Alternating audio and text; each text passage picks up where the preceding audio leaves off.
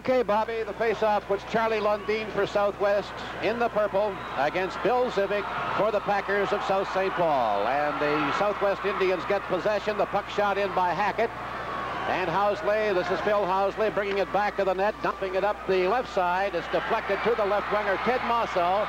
Mosso firing it in, and it's steered away by the goaltender, Dick. May have been a little wide. Now Housley from the point, a shot. That one is right on. Dick makes the save. Hackett picking up the puck and playing it around behind to the right side for Madriga. His pass blocked. Housley held it in, but the puck got away from him, and it's cleared back into the neutral zone by Madriga. And now the Packers shoot it in. And trying to come out is Matson on the left side. Head manning a pass to Hackett. Hackett firing it into the left corner. The Packers coming back for it. They're being pressured in their own zone now, and Housley clearing up the left side for Mosso.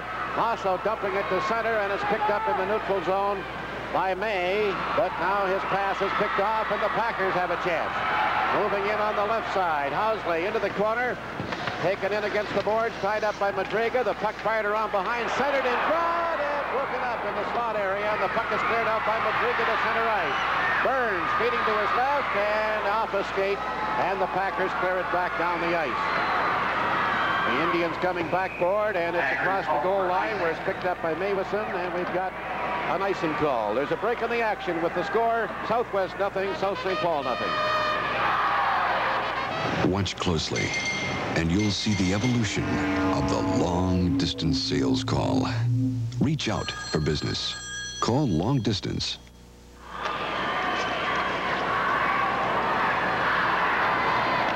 Play in the neutral zone now. Mossoff in over the line, cranking up the shot right on, and Dick made the big save. Cleared ahead. That was a bullet drive, and now this is Burns, and he overpasses his winger. The puck is shot back into the Indian zone. Burns coming back for it, giving it to Mavison. Plays it to the line, is tipped out to center, and shot right back in by the Packers. Now Burns clearing it high, and it got past the man at the point, Plum, and all the way down the ice. And again, we have an icing call, this time against the Indians, and they go back for a face-off to the right of Greg Dick. There's a break in the action. The score, Southwest of Minneapolis, nothing. South St. Paul, nothing. Sport Shake is the high-protein energy drink made for athletes, but it's natural and tastes like a rich milkshake, so athletes have to be pretty clever to keep any for themselves. Way underway again. This is Davis clearing to the line, but the Packers hold it in. It's fed back of the net. Now brought to the right side by Madriga. Head out on left wing, and Doug Davis brings it to the Packers line. Got tied up there, and the puck goes back to the right side. Cleared around behind the net at the line. Madriga fans on it, and the puck back at center. Dalzell chasing it to the far boards, overskates it there, runs into Davis. The puck sitting loose, and now it's shot by Wall back into the South St. Paul zone to the right. Zwig playing it around behind to the left side for Housley. Fed up the wing and then relayed out to center ice. Madriga backing to his line, passing it to the blue line. Griak. Griak, I understand, is a nephew of the track coach at the university, Troy Griak, and we're going to have our first penalty of the hockey game. 2:35 at the time of that penalty. I think he came in for holding. So the Pack is on the power play. Mike Griak for holding. 2:35. We've got a scoreless hockey game. Southwest coming in with a 20-4 record. South St. Paul 18-4 and 2 ties. South St. Paul has a little momentum going right now. They've got 3 shots on the net, none to Southwest at this point.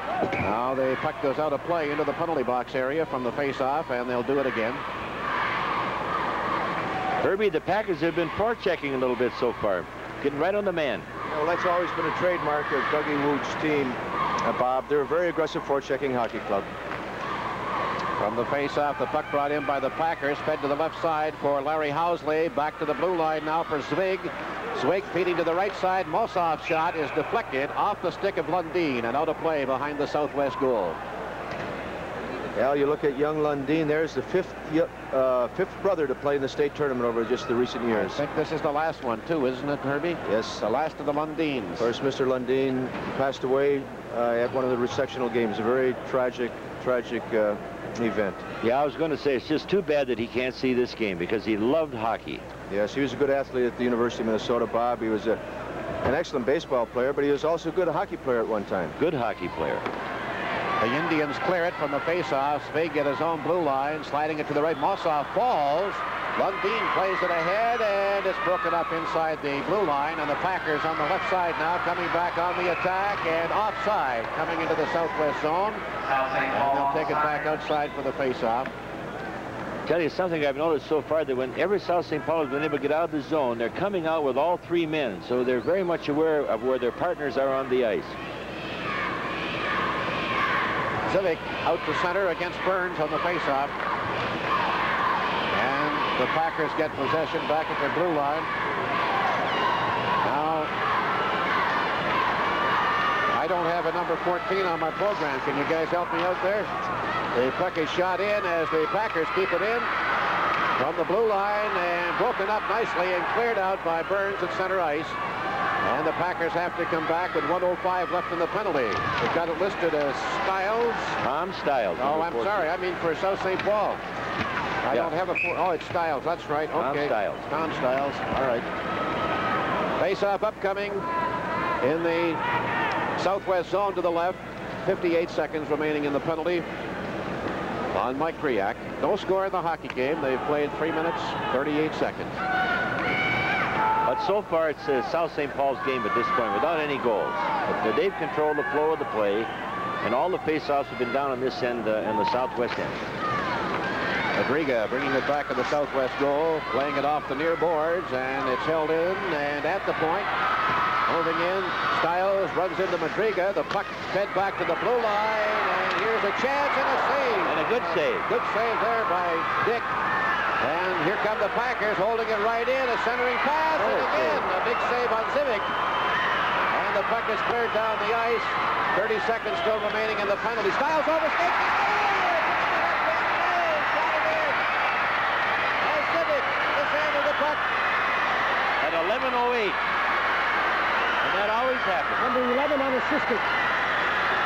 Well, just when South St. Paul was all over southwest net, they make a mistake. Now, this is just a mistake. Stiles overskates it. Dan May, I believe, is the one that got the goal. And you hate to see a goal come like that. They clear the puck, southwest does, back into the South St. Paul zone. Stiles chasing after it. He overskates it. And there's a southwest player. I believe it was number 11, Dan May, puts it in for the first goal of the hockey tournament. And suddenly, southwest, which was really on the defense, turned to the offense really quick. Beautiful shot, though. Beautiful shot. 27 seconds still remaining in the penalty on Griak, so it's a shorthanded goal at 5:08. Make that 4:08. For Southwest at 4:08, number 11, Dan May, at 4:08. Happened to be in the right place at the right time and capitalized on it. Now Wall taking a long shot from the faceoff. Marlowe handles that. And the Packers try to come out, and broken up momentarily at the blue line, but now the Packers play it into the southwest zone, and it's cleared out by Matson. Blocked in the neutral zone as the Packers come in, still on the power play for 5 more seconds. The long shot goes wide to the left by Housley, who's then jammed into the boards and knocked down by Wall. And now Griak comes out of the penalty box, and Southwest is at full strength. The puck back in their zone. Matson, a rink-wide pass off the boards. Griak picking it up on the off wing. Coming in over the Packers line, cutting to his right. A good move, a shot, a save, a rebound. Oh, and it went wide on the chance by Wall. Now they puck to the right of the goal, and a drive deflects back to the blue line. Madriga's shot is blocked in the traffic. The Indians hold it in. Madriga playing it in on the near boards. The Packers get it, and they will get it out of the zone. A pass out of the right side. As the Packers come back on the attack, forced wide, Kiss. Now a centering attempt, broken up by Madriga. And Madriga starting back, firing it from his blue line, or inside the blue line, actually, and it goes all the way. We have an icing call against the Indians. And there's a break in the action with the score Southwest 1, South St. Paul nothing. Everybody's going to the auto show. Spectacular cars, new cars to antiques, economy to classic. Your dream car. Minneapolis Auditorium opens Saturday, March 15th. Face off to the left of the southwest goal as the puck is steered back of the net by Dick. Now the Packers get it out in front, and Dick smothers it right in the crease area. And he'll have a face-off to his left again.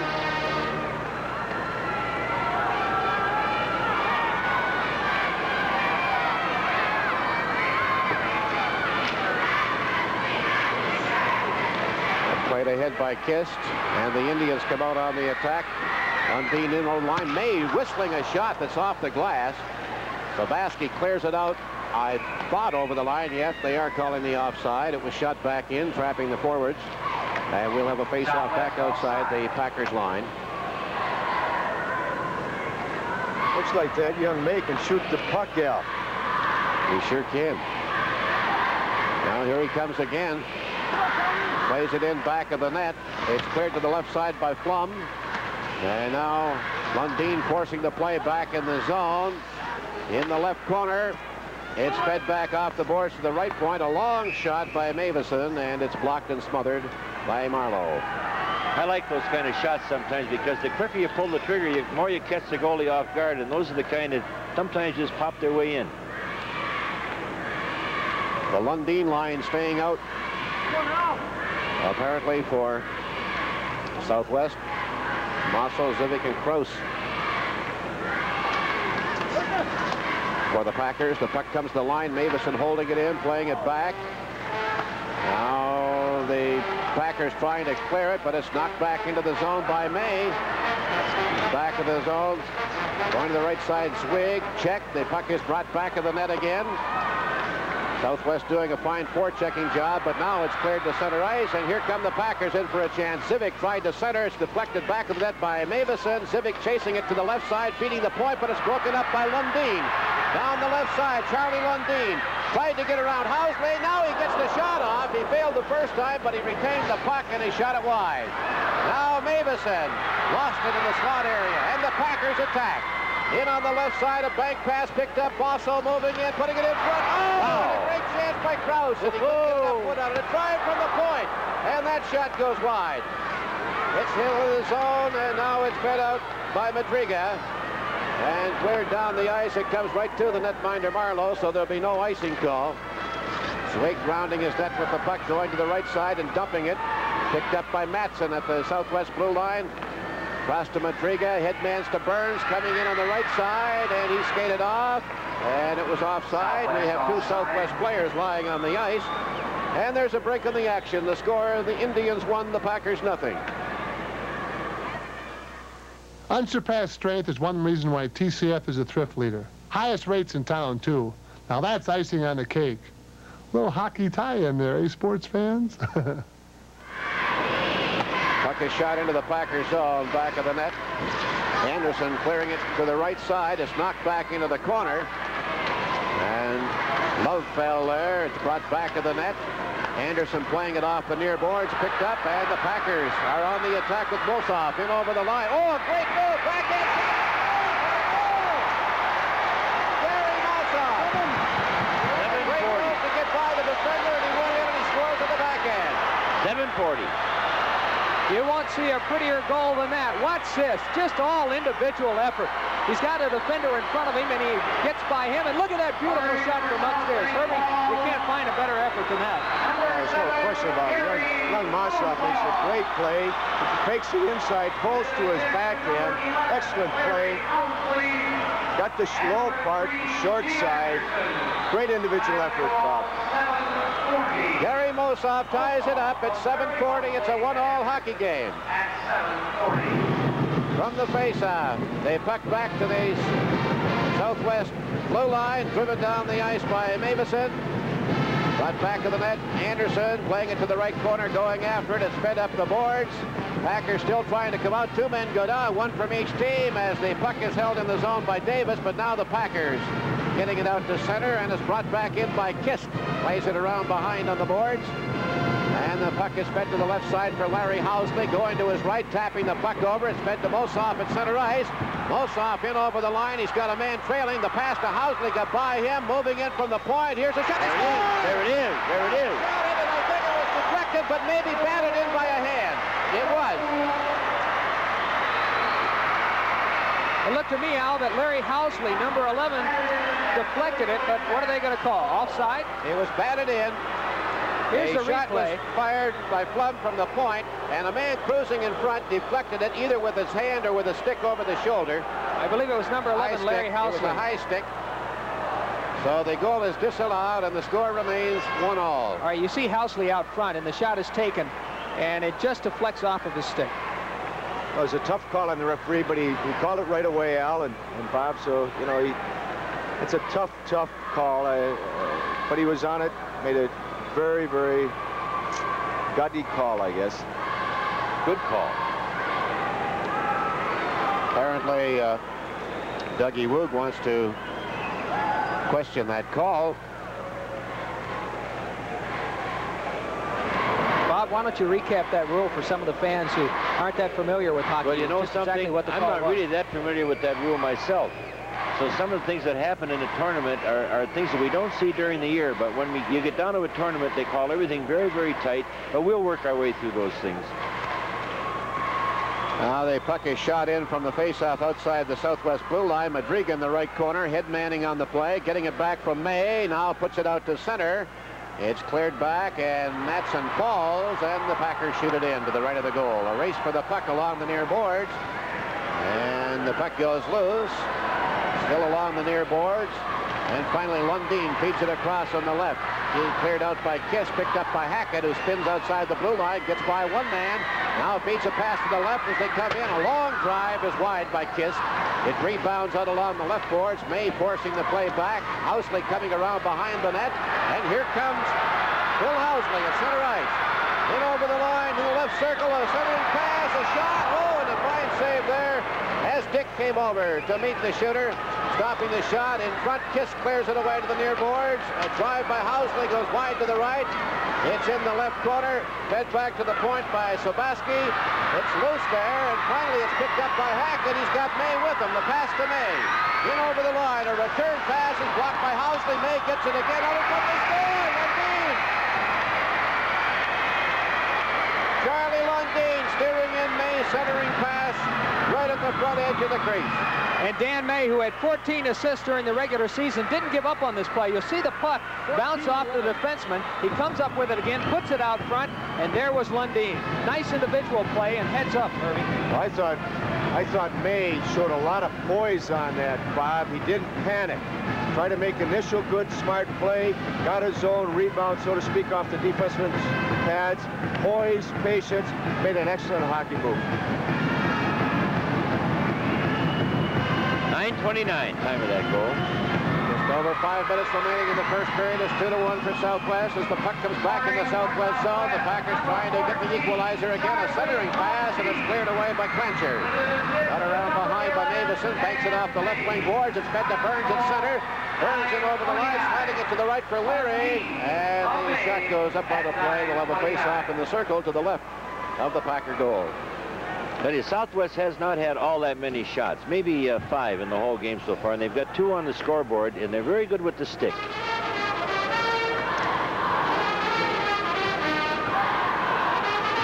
5:10 remaining.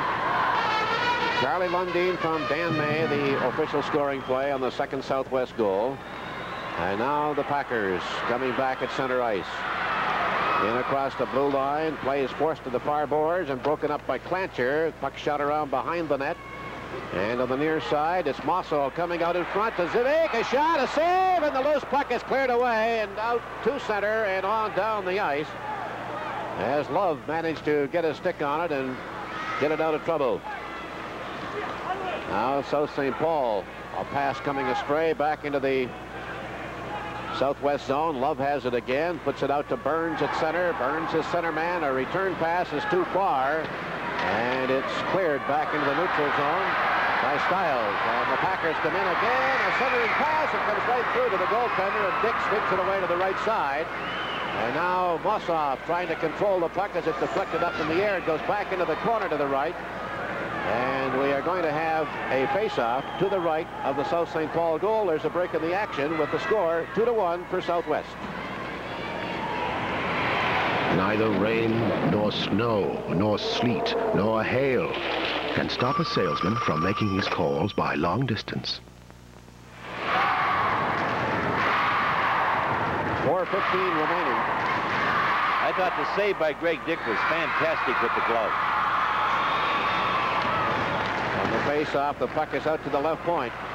Shot by House. Oh, it went off Dick's skate. It grazed the left post, and it stayed out.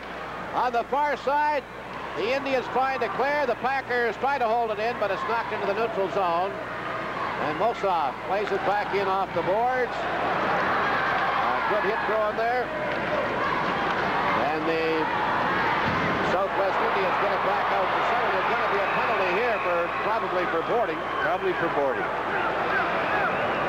I think he got him for elbowing, Al. With an elbowing, a little rough treatment over there.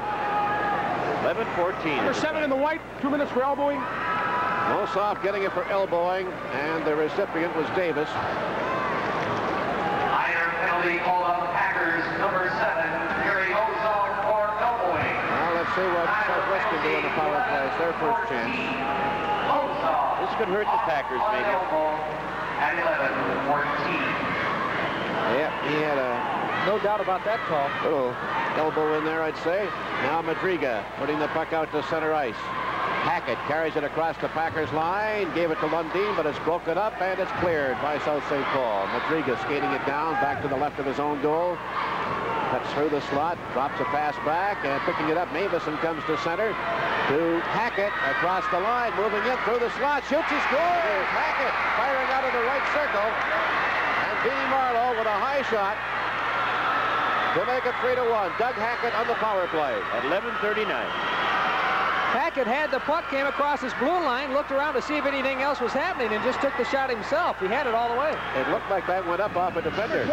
Very good, Let's see. possibly, but again, the South St. Paul defenseman backing off, giving up that line. Now this kid's going to take the good shot, Hackett right on top of the circle. Goalkeeper, it's a tough one, semi-screen. Al, as you know, that defenseman's got to stand up, protect that line as much as possible. Right on. So it's 3-1. And that's a power play goal. And of course, the Packers back at full strength as the puck is shot in, and Kist will try to clear it. It's blocked. And Kist coming back for it in the left corner. Plays it ahead for Hackett. Hackett relaying to Lundin at center. He's got May with him. Dumps it through to May. Head Manning in over the line on his off wing. He lost the puck there, and it's cleared back into the neutral zone by South St. Paul. Hackett trying to shoot it in, and here comes Phil Housley with it at center ice. In over the Southwest line, coming to the near boards, driving a shot, and Dick steers that away to the left. And it's held. No, it wasn't. It came out. It was brought in offside, trapping the forwards, and we'll have a face-off back outside the Southwest blue line with 12-12 gone in this opening period. It's 3-1 for the Indians of Southwest. I'm not going to swear by my figures, but I've got Southwest stopping or 12 shots for South St. Paul and only 6 for Southwest, but Southwest leads. Now the puck brought out by Madriga. Plays it in off the boards, and it's promptly cleared back out by Stiles. Here's a chance. In over the line. Mossoff working against Matson, and Matson managed to partially block the shot. Dick clearing it away to his left.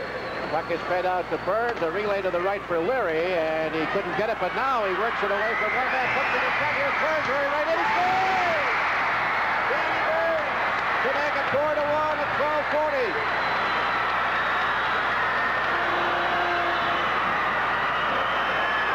Let the poor man breathe, fellas. Suddenly, Southwest has blown this game open. It was Leary who really set that play up on the assist. Another angle, you see Leary picks the puck up on the boards, gets it out front, and there Burns just takes it right in. Well, Bob and Al and Bob, Southwest has taken advantage of almost every opportunity they've had. That's poised. the game right there. That's it. Very, very poised. Every opportunity they've converted. South St. Paul, they got to be scratching their head. Work, coming up empty-handed. That's so right. So right. They're working hard. They're coming up empty-handed. Very discouraging. They got to just stay within their game and don't become individuals right now. Play underway again, and the Packers shoot it in. Mavison coming back to the net with it.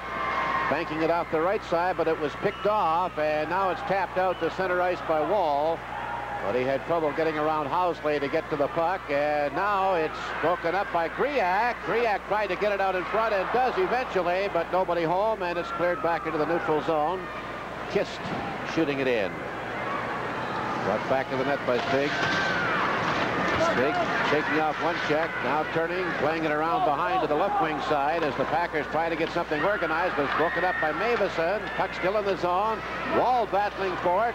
Wall trying to work it in front. It's cleared back to the point. This will be Mavison firing through a maze, and it hit the traffic in the slot, and the Packers start back. They're down by 3. They've got to open it up.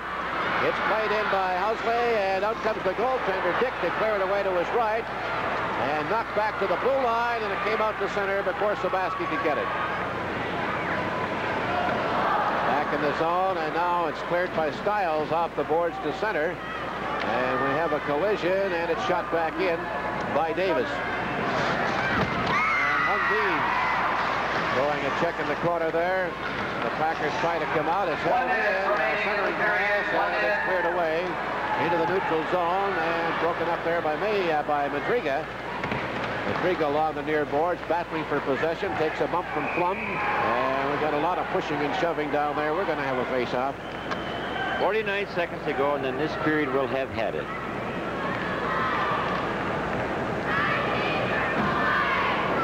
Boy, Southwest very, very accurate on the shooting. Really pumping that puck, aren't they? Yeah, they've been tough and close, Bob. There's no question about it. And the important thing now for South St. Paul is just stay together. Don't become discouraged. There's still a lot of time in the hockey game. 2 full periods. Civic facing off for the Packers, who get possession, and now Matson plays it back in and hits Stiles, and he got back quickly to clear it out. And at center ice, Madriga. Long pass comes in, trapping Lundin. It's cleared out, and now Lundin brings it in, but this time Hackett is trapped, and we've got the offside being called. It's going to be interesting at the end of the period to get the shots on goal or the stops either way, because I think they're a little bit unbalanced. The team ahead hasn't had too many. The team behind has had a lot of them. Dave Peterson making a good move here, keeping a fresh line out there now, so he doesn't want to give up anything in the last minute of play. 30 seconds as the puck is cleared out of the Packers zone. Mavison overpassing Burns, winds up back of the Packers goal, but it was not icing. He fired the puck from in front of his own blue line. It's cleared to center. Kist shooting it right back in. And we have an offside call. Face-off will come back on the southwest side of the center line with 14 seconds remaining in the opening period. The Indians of Southwest Minneapolis have 4, and the Packers of South St. Paul have 1. It's going to be a tough uphill climb for the Packers. They go to the dressing room down by 3.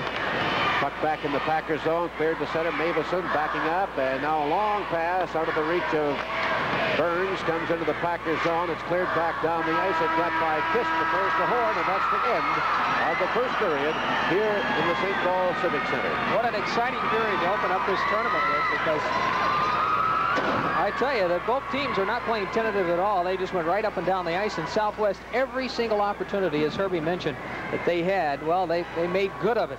4-1. You have to wonder how South St. Paul feels after coming back to tie the game 1-1. Now suddenly they're really down. There's 2 periods left, but it's got to be they've got to be a little upset with themselves. Here are the saves during the period. Marlowe of South St. Paul had 6, and for Southwest, Dick had 13 saves during the period. There you see the teams heading for the dressing room. Just a moment, we'll be switching down live to Ed Cairo.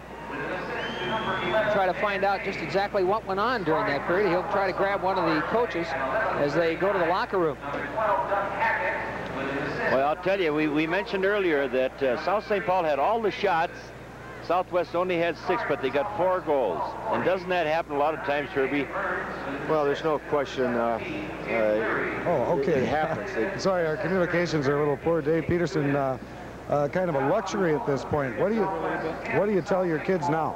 Oh, you got to keep playing. It takes 3 periods of hockey, and that's only 15 minutes. We're going to play another half hour. If we can get that many goals in 15, they can get that many in 30. They did show some pressure. I suppose that is a concern.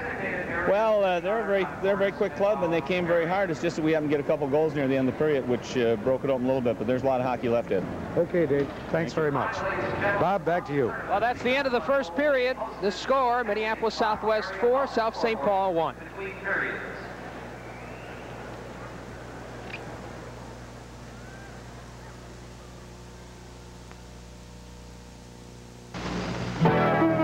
snapper handles snow removal, gardening, and lawn care. It's easy. I just lower the cutting unit, engage the power, and off I go. One pedal controls my speed and direction, and my snapper is really rugged, which makes the tough job seem small, like plowing in my garden. Incredible, snapper. We couldn't do it without you. At Borgstrom Coast to Coast and Jim's Garage in Jordan. That's Bobby Smith of the North Stars. He scores! Bobby Smith! In this issue of Goal magazine, I was asked about my favorite flavor of Kemp's ice cream. My answer was Kemp's chocolate chip. But I guess if I had it to do over again, I'd include butter pecan, heavenly hash, spumoni, and probably some others. Deciding which is best is hard, but trying to decide is really fun. Creamier, smoother, Kemp's ice cream.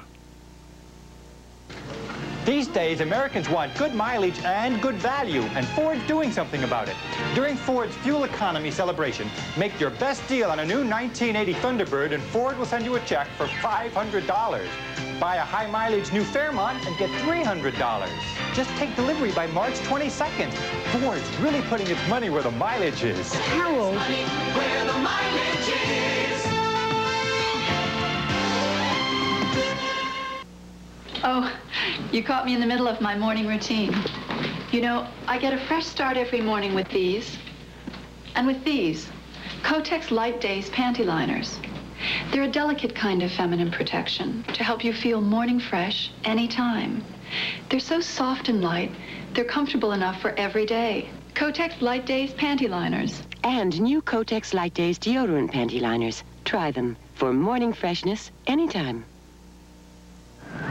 Well, we are back, and we've gone through one period of play, and it's an exciting hockey game. Southwest leading by a score of 4-1. Let's look at the highlights from that first period, because both teams went up and down the ice, and they really tried to put it in the net. Herbie, during the first period, you might think that the first game of the state tournament, both teams might be a little tentative, but they really came out storming. Oh, there's no question. They're ready to play, and it was an exciting first period. Well, South St. Paul, they're down by 3 goals. What would you be telling your team if you were the South St. Paul coach, Doug Ruge? What would you say to them? Well, right now, with a young hockey club, college, high school, whatever, they want to win. They want to do so well. They express themselves as individuals. They must stay within their team systems. Well, there you see the first goal. It was unassisted Danny May on really a shorthanded goal at 4:08. Now this is the goal that tied it up 1-1. South St. Paul, Gary Mossock. I think this is another angle of that first goal. Yeah, it is. And the defenseman just, puck bounced it over. Here's Mossow making a good inside move to the outside. Good backhand, lower corner. Excellent play by Mossow. And Southwest came back, and they really, that's another angle from upstairs. Here we find that young May making a good poised hockey play, right? Didn't panic. He looked for the man coming through the slot. Lundin got a stick on it. Again, short side goal. Power play goal right here. The South State team defenseman gave up the line. One of those things, honest effort, honest mistake. Hackett, good shot on top of the circle. South St. Paul goalie them a lot of chance. Well, Southwest, they had a lot of good opportunities. There you see another shot. Have a seat, Herbie. Let me pull the chair over here. We sit down and get a little comfortable. We got a long day ahead of us. Okay. Analyze that first period for me. Tell me how you think where the mistakes were made. Well, I tell you, the score is not indicative of the play. Yeah, maybe a 2-1 hockey game right now. Maybe in favor of Southwest, because they did have some good quality scoring opportunities, but they capitalized on almost every one of them. That's very, very unusual. South St. Paul stormed out there right away. If they could have got a couple things going earlier, it could have turned the thing right around. I'm very impressed with the play of May, Lundin, and Hackett. I think South St. Paul is going to have to keep that line off the board from now on to get back into this ball game. And South St. Paul, as I said, Bob, cannot revert to become individuals. They've got to play together more so now than ever. Well, it's got to be so disappointing for them because they had a few good opportunities. The puck wouldn't go into the net, and they turn around, they see the team that they're playing just having a heyday, and they're going, you know, come on, give me a break. Here we are, we make it to the tournament, and nothing's going right. Well, it can be very, demoralizing, but South St. Paul wouldn't be here if they hadn't had the poise and the character in the past season. So I think that Coach Woog is telling right now, let's stay with the systems and the ideas that got us here. Don't panic. And knowing Dougie as well as I do, he won't let them get down on themselves. It'll be interesting to see what happens in the second period. We're going to be back with more, but right now we're going to pause for station identification.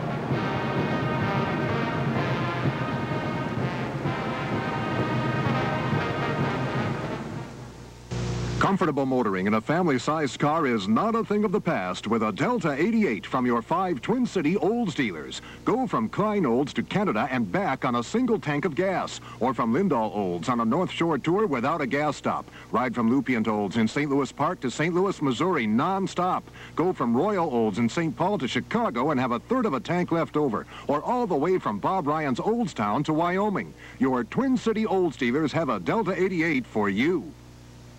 Molly, I need a miracle. I got a terrible stain on my best blouse. Honey, you've got to make your own miracles. Try Miracle White All Fabric Bleach. Bleach? If it's strong enough for this stain, it's too strong for this blouse. Listen to Miracle Molly. Miracle White helps bleach out tough stains without chlorine, so it's safe. Look, I can't. We just made you a miracle. Miracle Molly. Bless you. Make your own miracles with Miracle White All Fabric Bleach. There are lots of places that install mufflers, but I'm not going to try to convince you to come to CarX when your muffler goes. I'd rather you convinced yourself. Look, pick up your phone and call anybody else. Ask them about price. Ask them about their guarantee. Ask them about installation time. And then call CarX. Call CarX. Hearing is believing. We're in the yellow pages. KSTP TV, St. Paul, Minneapolis, Channel 5. We now return to the St. Paul Civic Center Arena and the 1980 Minnesota State High School Hockey Tournament. St. Paul Civic Center, as you heard the announcer say that, we're ready. Well, we're a few minutes away from the second period. We got a few things we want to take a look at. And throughout this day, we're going to look at in-depth at each individual school that'll be participating in the 1980 State High School Hockey Tournament between periods. Now, the first school that we're going to take a look at will be from South St. Paul. Here's a report on some of the things that are going on at that high school.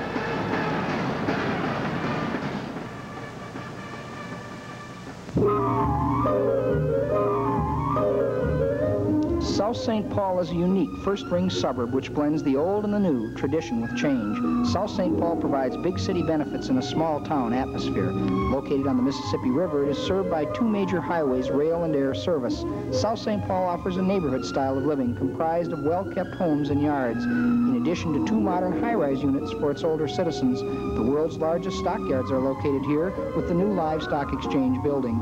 The community offers business and industry excellent transportation facilities with choice building sites. Community spirit and strong family ties provide a solid base of support to business, school, and churches. The community is also unique with its own airfield, locally controlled. The quality of life is enhanced with a community hospital, mental health center, and medical office building. Leisure time can be spent in the community's 10 parks, ice arena, pools, tennis courts, ball fields, and hockey rinks, as well as at the public library and the New Dakota County Historical Museum. South St. Paul has a tradition of educational excellence. The senior high school boasts an enrollment of 1,230 students and maintains membership in the North Central Regional Accrediting Agency. A new addition to the school was completed in 1973. Here students enjoy lunchtime in the Commons area. Our new media center is the basic support for our instructional program. The curriculum offers college preparatory courses, foreign languages, calculus, advanced composition, economics, and chemistry. The vocationally oriented student may select courses in automotive mechanics, graphic arts, business technology, advanced metals, and business machines. Our school is steeped in a tradition of athletic excellence, as well as the fine arts activities of debate, drama, music. A very high percentage of our boys and girls participate in co-curricular activities. The district's 4 neighborhood elementary schools offer a fine curriculum with emphasis on the basic skills. Parents have their choice between the contained classroom and the open concept. Here, some of our elementary students are learning French in our gifted children's program. South St. Paul Public Schools provides educational opportunities for all ages through such programs as early childhood and family education and the general adult education program. The public schools facilitate school and community events such as Christmas in South St. Paul. The spirit of community is in evidence through the current construction of Central Square, a community center jointly developed by the public schools and the city. A total community of schools, churches, shopping, and recreation makes South St. Paul more than a spot on the map. It's a place to belong. South St. Paul, a heritage, tradition, a spirit of cooperation, where school and community are one. Well, we've only had 1 period of hockey. We've already had 5 goals scored. Southwest is leading South St. Paul by a score of 4-1. And we've got 2 more periods of hockey to go in this game. Could be a very high-scoring game. Right now, we want to switch down to another member of our broadcast crew, and that is, of course, Ed Cairo, standing by in our interview area. Ed? Bob, I'm here with Murray Frang, and you're right about exciting hockey. I think we both have our adrenaline up a little bit. Murray, welcome. Murray is Executive Director of the State High School League. And Murray, you're the people who put all this together, and you do a remarkable job. Well, Ed, we can't say enough about all of the other teams that get involved in this tournament. We look at the 8 teams that are here to play, but behind the scenes is a great team from the news media. We've got teams at the Civic Center, and I've got a team, too, a staff that I'm very proud of, and we're just having a good time. Isn't this a kind of a bite-the-bullet time for you, though? There are a barrel of tournaments right at this time of the year, late February, March. I think this week, particularly, is probably our most difficult one. We have an exciting tournament starting tomorrow at St. Cloud State University. The girls' gymnastics meet, and also the boys' swimming meet at the University of Minnesota. Of course, next week we've got a girls' basketball tournament. A special birthday party out there. It's our 10th anniversary of girls' sports. We hope people will really come and join us in this celebration. Fantastic. Well, Murray, we've always enjoyed this state high school hockey tournament, and of course the rest of them, because they're all exciting. Thanks very much for being with us. Thank you. Okay. Bob, back to you. Now let's go to Al Blair. Ed, we're underneath the arena where all the popcorn is being popped because we're hungry as this tournament gets started. Here with me is Dale Haynes, and he's in charge of all the concessions. And Dale, I know popcorn must be a very popular item for this high school hockey tournament. Oh, indeed it is. How much popcorn do you go through? About 12 to 1,500 pounds a year. So what, do you just have to keep popping it every day? Oh, yes, continually. We even start a couple days at a time. Now, not only popcorn, but also the hot dogs are cooked back here. Can you go over a little bit about the concessions? Right. All the concessions supply themselves. We try to keep a little bit ahead back here. Totally, we have to produce approximately 20,000 or more meat items just for the hockey tournament. Is the hot dog or the popcorn, what's the most popular item? Coke. The pop? The pop, yes. We'll go through a little over 50,000 glasses of pop. How about employees? How many do you have to put on to serve all the people for the tournament? We increase our staff by about 3 times, build up to about 100, 125 people. Well, Dale, thanks for stopping by. Underneath the arena where all the popcorn is being popped, and Bob will throw it back up to you, and we'll even bring you some popcorn. Yeah, I hope so. Will you please? I'm getting a little hungry up here. We'll be back in just a moment. We'll have more for you live from the Civic Center. This is the 1980 Minnesota State High School Hockey Tournament. The Civic Center will be serving its annual hockey summer beginning at 4:30.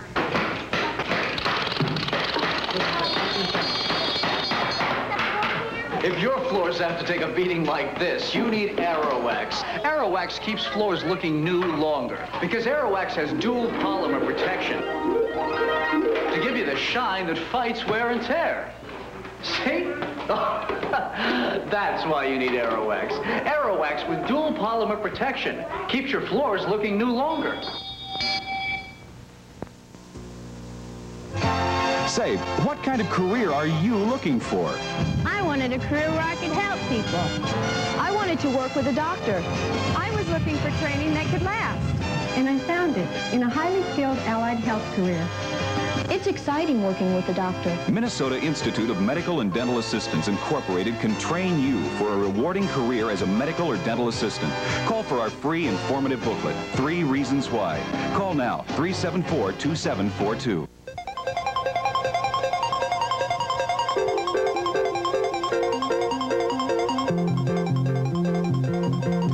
Steve Edelman. And Sharon Anderson. On our next show, we're featuring Isaac the bartender from The Love Boat, Ted Lange.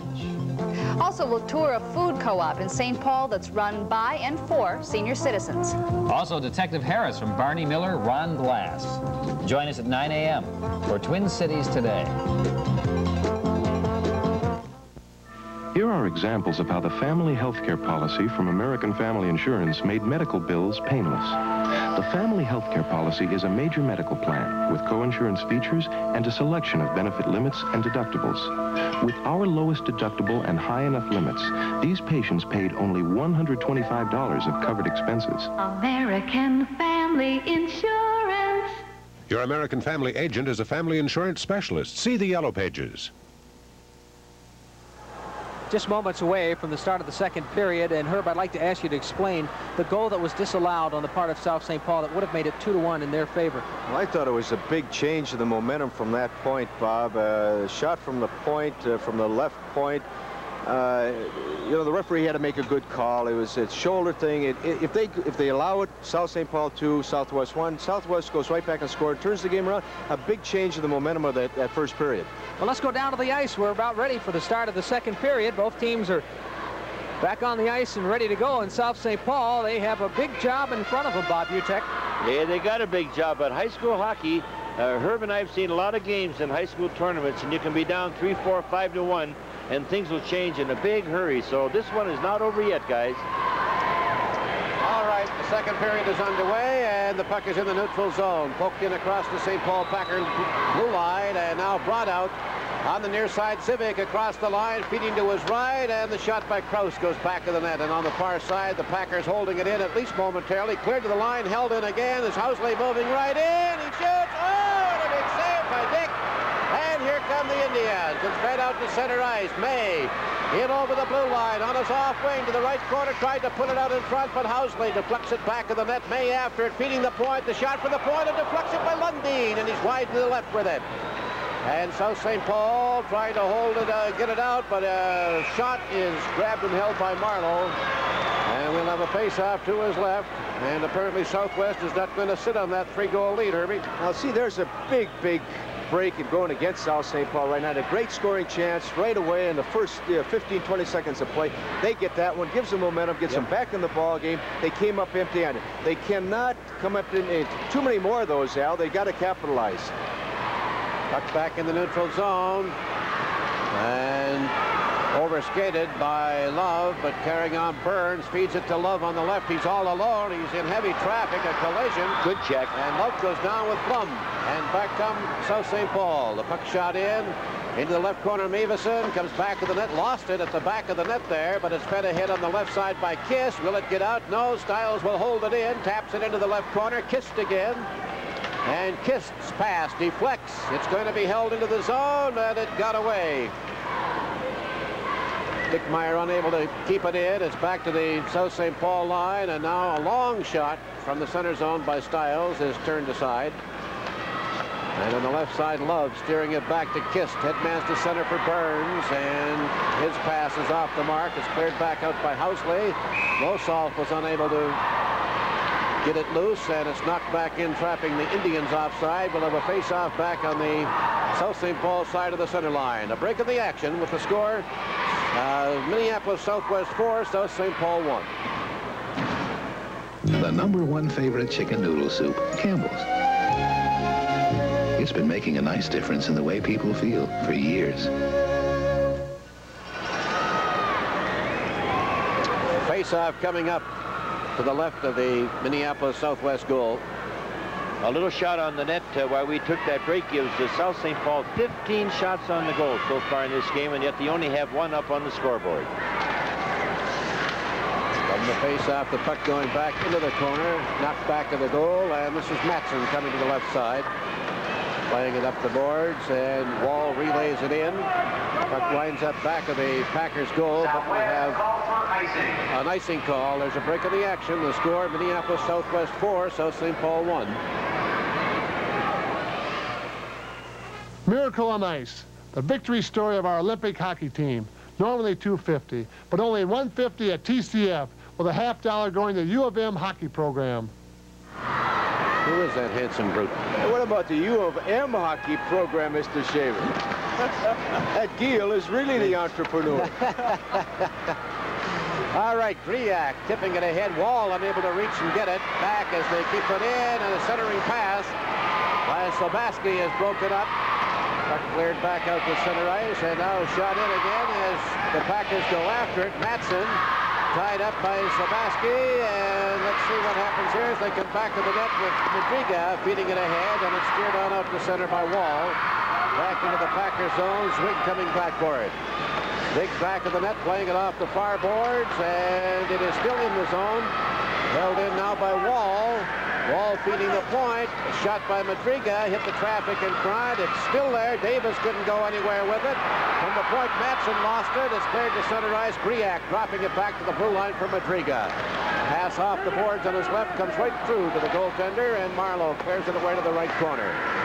Out to the blue line now. Matson gets by one man, and now he's bowled over as he's checked on the play and knocked down by Phil Housley. The puck back at the center zone, and it's driven in by Mavison. On the left side, May tried to get it away, but couldn't. And it's knocked back in behind the Packer goal. Housley taken out there heavily by Hackett. Centering pass hit a skate. Still in the zone. The Packers having trouble clearing it. And now Mavison battles for it behind the net. Tried to center it, hit the side of the goal. Still in there. Mavison doing an excellent job of keeping the play in the zone. It's back to the blue line. This is Mavison again. Banking it to Hackett. Puts it in front. Lundin. Backhand try, and he couldn't get it off as he was blocked off. Hackett again.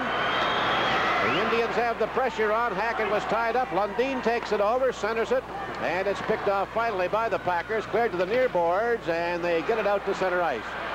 Now in the center ice. Here they come for a chance for Mosso. Going in. The shot. The goaltender way out. It's centered in front. They scored. Not count. Does not count. No goal. It was knocked into the hand. We saw the signal there from the official. Batted in by the hand, and that is the second one the Packers have had called back today. Herbie, that hurts. I want to look at this one on the replay. Let's watch if the South St. Paul player was pushed in. Let's watch. So we can back it up. Here's a different angle. Watch who's pushing, who's in. Watch, watch, watch. That's all. I have no comment. Things are not going the way of South St. Paul, I'll say that. They can't buy one. Head manning. Rink-wide pass. Love from Leary. Love still has it. Around to the boards. It got by Leary in the far corner. Madriga knocks it back of the net. And a centering attempt is picked off in the right circle. Fed out now to center ice by Krause. And it's Madriga bringing it back to the right of his goal in the corner. Checked there and tied up, and we'll have a face-off to the right of the Indians' goal. Yeah, I think at this point, guys, you got to give a lot of credit to the Southwest goalie. What's his name? Greg Dick? Yeah, he's got 16 of them. He stopped all but one. Good goalkeeper, 16-4 over the year, 2.3 goals against. Dave Peterson, ex-goalkeeper.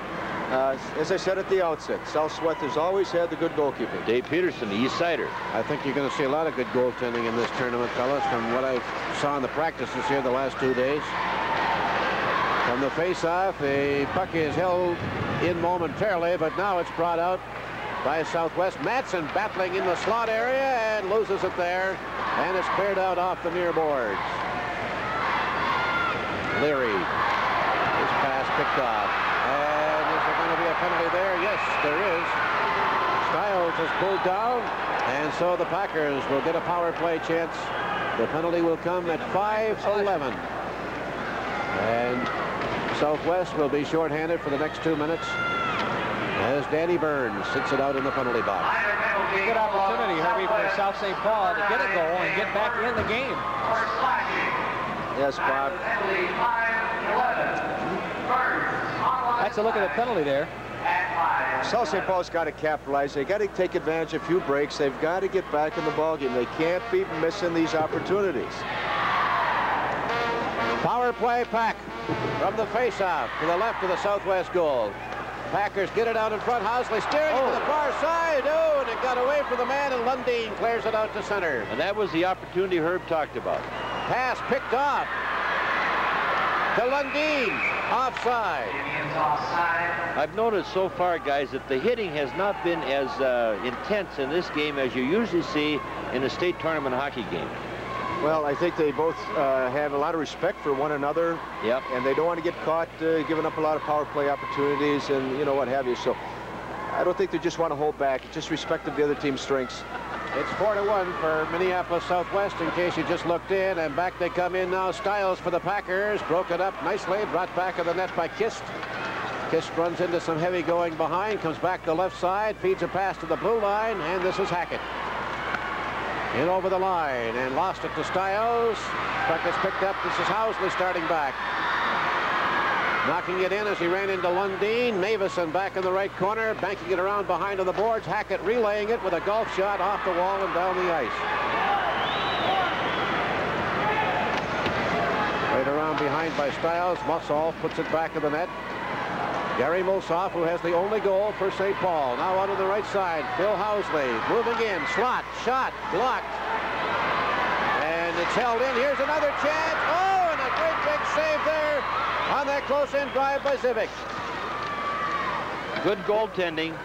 He's coming up with those big saves when he has to. We're going to have a face-off as they pile into the corner, trapping it. There's a break on the action. The score, Minneapolis Southwest 4, South St. Paul 1. Last year, the Northland bought more Fairmonts than Novas and Citations combined. Yeah, I got one. Folks here in the Northland are out there buying Fords. 44 seconds in the penalty on Burns of the Indians. And the Indians get it, and it's cleared down the ice by Davis. Just over 8 minutes remaining in the second period. On the right side, Krause dumping it, now getting it back on the right, in over the line. Bob Krause puts it in front for Zivic. It's broken up in the slot area. And here come the Indians. May across the line on the backhand side, trying to cut in front, taps at it, and Marlowe shut it off against the right pipe and made the save. Stiles starting up. In over the line, cranks up, shoots, hit the outside. On the left, Zivic playing it back in the corner. Mavison going for it. Lost it to Zivic. He's back of the net. Coming to the left corner. Burns is back on. And now the puck is cleared off a glove. Held in right at the goal line. And now knocked back out to center. Burns has it. To May. Cranking up. Oh, and a big save by Marlowe. Held in at the line. Knocked back in by Love.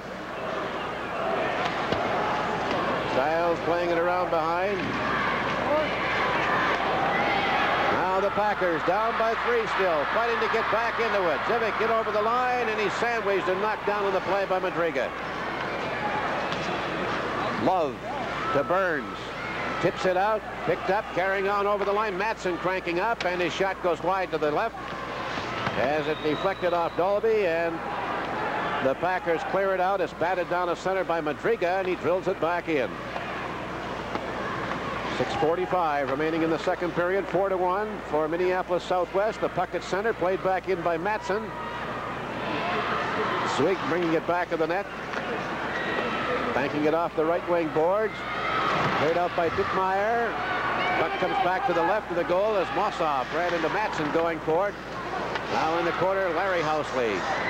Taking his man, the puck right around behind. A long shot from the point is wide. Mossoff centers it out in front. It's off a stick. Oh, and he fanned on it. Housley took a whack at it, but the puck was bouncing, and now it's frozen to the boards to the right of the goal by Madriga, and we'll have another face-off in the southwest zone. I think you saw something there, guys, that we always talk about, and for the young kids coming up in hockey to pay attention to, you can't swing at the puck. You got to get control of it before you can shoot it. Yeah, he can maybe stop that thing and teed it up. Teed it up and gone.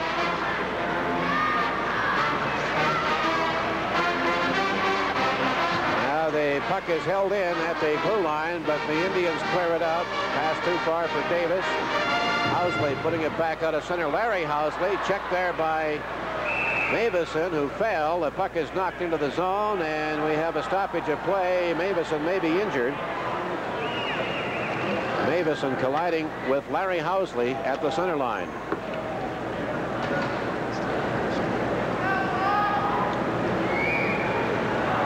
There's a break in the action. The score, the Indians of Minneapolis Southwest 4 and the Packers of South St. Paul 1. Sport Shake is the high-protein energy drink made for athletes, but it's natural and tastes like a rich milkshake, so athletes have to be pretty clever to keep any for themselves. You know, I should tell you guys, you saw Bob Lurtzman on the commercials, and here's a look at the injury. It appeared that he had a player, he didn't see it all the way to the point of injury, but it appeared he had a player fall on top of him, maybe twist a knee or something. Appears to be all right, back on the bench. Just mentioning Bob Lurtzman on the commercials, he was at Lake Placid with us, Herb, and loves hockey, doesn't he? Oh, his wife's a former figure skater. I didn't know that. Didn't you know that? Oh, Dorothy Hamill's her good friend. Oh, for the crying out loud. I didn't realize. So Bob's really a credit to the Twin Cities, no question. The injured player, Davison, apparently is all right. He's been a regular with the Indians since he was a freshman at Southwest. Face-off just inside the Southwest blue line. And it's knocked back to center by Matson. Picked up, fired in by Anderson. Got the shot on the net. Save is made by Dick. Now long pass out to center. This is Hackett. Crisscrossing with Lundeen up the slot. Takes the shot. Knocked down by Marlowe. The puck brought back of the net. Now Hackett after it. Hackett playing it around on the far boards from the right point. Madriga tried to center it, but the pass is blocked and it's cleared. Out of play, and we'll have a face-off to the left of the Packers goal with 5:31 remaining. The second period. The next game will see Hill Murray, the top-ranked team in the state, undefeated with a 25-0 record, going against East Grand Forks with a 16-7 record. Bill Murray, of course, in their sectional championship against Mariner, what a game they played. Dan Dolan scored, I think, in his second overtime to get into this tournament. They're really a solid, well-balanced team. Tough club. Tough club. On the face-off, it's back to the blue line. Matson playing it around behind. Hackett was tied up as he went for it. Lundeen unable to hold it in. It's cleared to center. Now the Packers. Finally knocked into the zone by Zivic, who's bumped there by Matson, and there's going to be an elbowing penalty against Matson. So the Pack gets another power play chance here. Elbowing is the call. And the time of the penalty will be 14:49. Matson going to the penalty box. Now this is what Southwest cannot do now. They can't take any questionable penalties. They don't want to give any undue opportunities for South St. Paul to get back into the game. Stay out of the box, take the hit, just, you know, bite the bullet, so to speak, right now.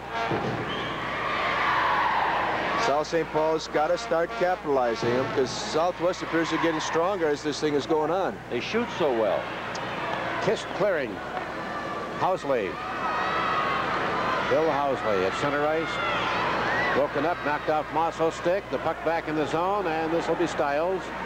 Overpasses his man at center as it was too far for Mosso. Coming back, Mavison, who's all right. He's back on. Apparently none the worse for that injury. Back to the blue line. Stiles unable to get to it. It's out to center. And Phil Housley checked there by Burns. He's squashed in against the wall. Carrying on is Zivic into the zone. Right corner, trying to cut in front. The shot, and it was blocked nicely. Kist got in front of it, and the puck is cleared. Marlowe handling it, pushing it ahead. Picked up, coming back by Stiles. Stiles bringing it out for South St. Paul now, down the right side, and he runs into Davis, losing the puck. Davis is trapped by two men and tied up along the boards for a stoppage at the blue line. There's a break of the action with the score. Minneapolis Southwest 4, South St. Paul 1. Look for Gary Frank, who plays Willie Lawrence on Family, on the cover of the new issue of TV Guide magazine. A minute 8 seconds left in the penalty on Matson. Puck comes into the Southwest zone, and it's cleared by Mavison. Hackett taps it ahead, and the Packers have to come back, swig around behind. He's up the left side. Laid out by Dickmeyer, but held in now. Lundeen tried to put it in the slot. And it's picked off, and Swig starts back for the Pack. Pass in on the right side for Larry Housley. Puts it in the slot area. Deflected to the far boards by Mavison. And Swig unable to hold it in as it's cleared to center. Mossoff getting it with 35 seconds remaining in the penalty. His pass is picked off at the line, and Madriga drills it back down the ice. Madriga is the second of his family to play for the Indians. His brother Kurt was in this tournament in 1977. And here comes the Pack again with Mossoff at center ice. Mossoff over the line, cranking up, shot. Did that hit the post or the glass? I heard a clunk. I think it was the glass. He missed the net entirely. Made a little noise. It did. I wasn't sure whether that was metal or not. Wall tried to center. It's blocked. 3 seconds in the penalty. The puck comes back out to center. Madriga fires it ahead. Wall getting it. And Matson is on, and the Packers get it at their own blue line, and now back inside the line. Wall battles to hold it in. Mossoff picks it off and plays it off the boards and down the ice. Madriga will come back for it to the right of his goal, and we've got an icing call with 2:52 remaining in the second period. You know, we talk about the 2-point some odd goals against for Southwest, but a lot of folks don't realize they scored an average of 5 a game all during the season. They got 4 already. I'll tell you right now, their penalty killing is very good, gentlemen. They're very aggressive. They're not giving South St. Paul a chance to set up. Very aggressive, good skating, smart penalty killers. I think we better reckon with them from here on out. They look like a tough hockey club. Oh, they're getting stronger. Now they puck in the Packers zone, going rink wide from the face-off, and Zivic has it. Lost it. And it's fed out to center ice now by Flum. Zivic again in behind the net. Meeting the right point for Stiles. Got it off the boards. Plays it back into the left corner. A centering pass deflects high and goes rink wide. Here's Flum, almost fanned on it. He topped it with a slap shot. And the puck is cleared out by Southwest. Stiles playing it back in, and Madriga has it. Picked off at the line, and then it got out and pushed back in offside. Almost held in at the line there, but not quite by Zivic. I think this is a perfect kind of a game to open a tournament with. You get two teams that haven't been talked about an awful lot, and they're playing a very, very nice game of hockey. Zivic and Lundin facing it off. It's shot in by Flum. Played off the boards, but not out. Back in front of the net, and now it is cleared into the neutral zone. Stiles across on the left. Flum plays it back in. Mavison coming back to the right of his goal. Around behind to the left corner. And starting up from there, Kiss to Hackett.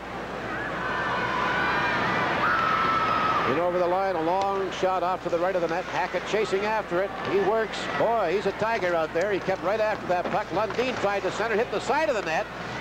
Brought in behind and cleared to the right. Held in by Mavison. In the left corner, it got by Flum. Flum runs into Lundin. The puck comes loose at the left side. And it's picked up. Back to the blue line. A long rink-wide pass off the boards at center. Played in by Stiles. And it was held up momentarily at the line, and we've got 2 men being called on the offside. They'll have a face-off back outside the blue line. One of the things I like, Herb, about both teams, they're not afraid to bring the puck back to their own zone, give it to their defensemen, hang on to it, and keep control. Well, possession's the name of the game, any sport. Ray Lorenz, please report to the scorer's table. Ray Lorenz. Housley, Mossoff, and Dickmeyer for the Packers now against Burns, Love, and Leary as the puck is shot in by the Pack.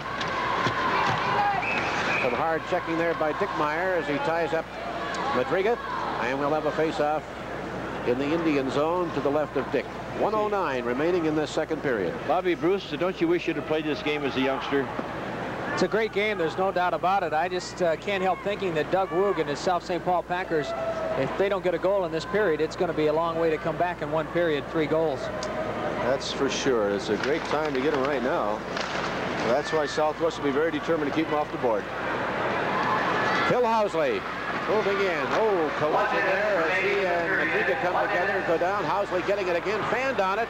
Burns clears it out, gets a hit from Housley as he went after it, but it's tipped into the zone by Matson, chasing after it along with Mossoff. Mossoff shakes off his check, then lost the puck. It's knocked back of the net to the right corner.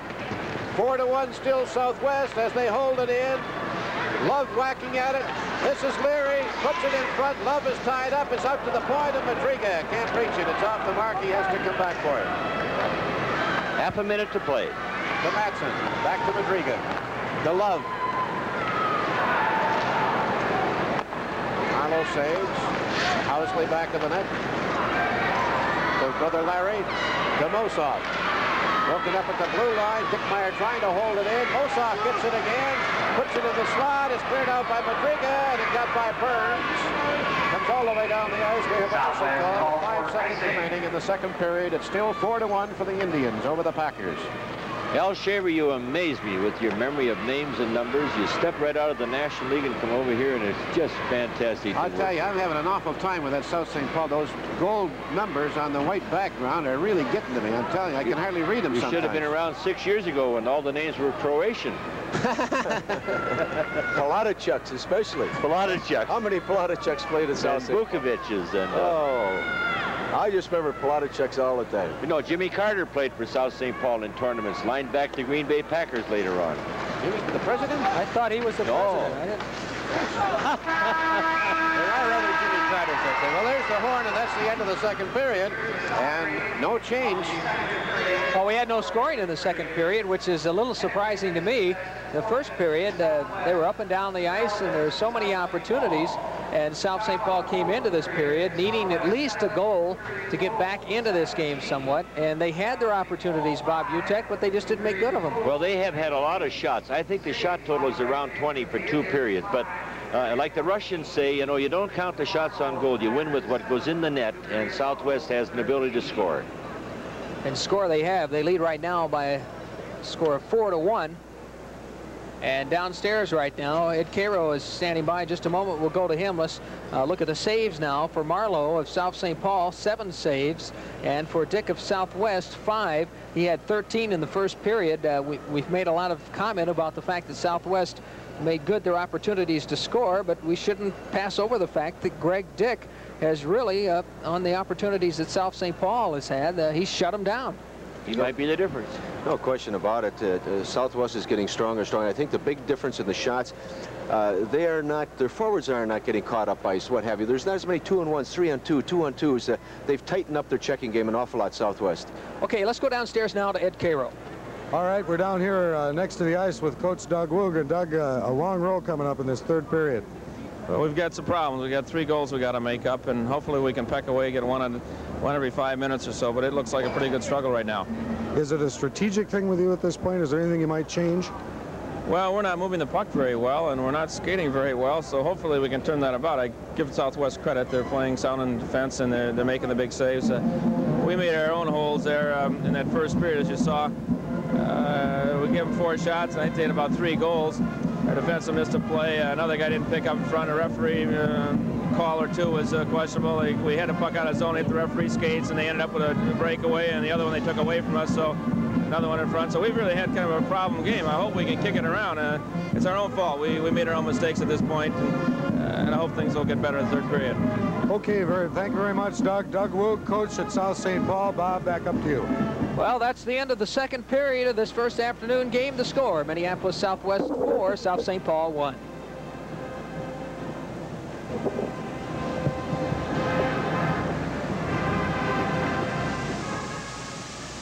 When it comes to auto parts, it seems like everyone's trying to get into the act. Unlike everyone else, CarQuest Auto Parts stores sell only one thing: auto supplies. Save plenty on the Rimline tool chest, only $95.99, and the roll-around cabinet just $117.89. We can offer savings like this because selling name brand parts at a low price is what CarQuest does every day. Chateau LaSalle, from the Christian Brothers of California, is the favorite wine in our tasting rooms. Sort of stimulating. It's sort of... Absolutely marvelous. Chateau LaSalle. I wouldn't have to learn to like this. I already like it. A lot. Tastes like fruit. Tastes like grapes, I guess. Tastes like a white grape. It's very light. I don't profess to be an authority on wine, but I know what I like. It's Chateau LaSalle, the wine you don't have to learn to like. Sears Appliance Value. Just check these prices. Kenmore washer, $249, electric dryer. $199, frostless refrigerator. $369, microwave oven. $219, and of course, you can use your Sears credit card. Sears Appliance Values. Come in and check the prices. Children are developing all the time, but never more quickly than during the preschool years. Everyone wants to know how well their child is growing and learning. Preschool screening can provide new and valuable information about your child's health and development.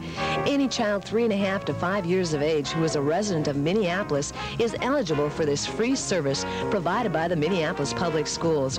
Remember, if your child has recently turned 3.5 years of age, call us right now at 348-6760. Well, this happens at many hockey games. That's Linda Peterson of our KSTP staff and Gary Schindel, the host of Country Day program. Linda was hit by a puck during that period. She's got a bandage on her head right now, and we hope she's all right. She appears to be all right, but that happens many times at hockey games. I'll tell you, this is a rough game, even if you're sitting in the stands. Yeah, that's right, Bob. I hope she's feeling better. Well, looking at that second period, I thought it was the period that South St. Paul had to get back into this hockey game, and I don't think they did that, and they had the opportunities. They did, especially early, about the 32nd mark. Recall, they walked in almost a 2-0. They didn't handle it. The goalkeeper, Southwest, played well. Another thing that hurt South St. Paul, Bob, is a disallowed goal. Whether it went off him or he pushed it in.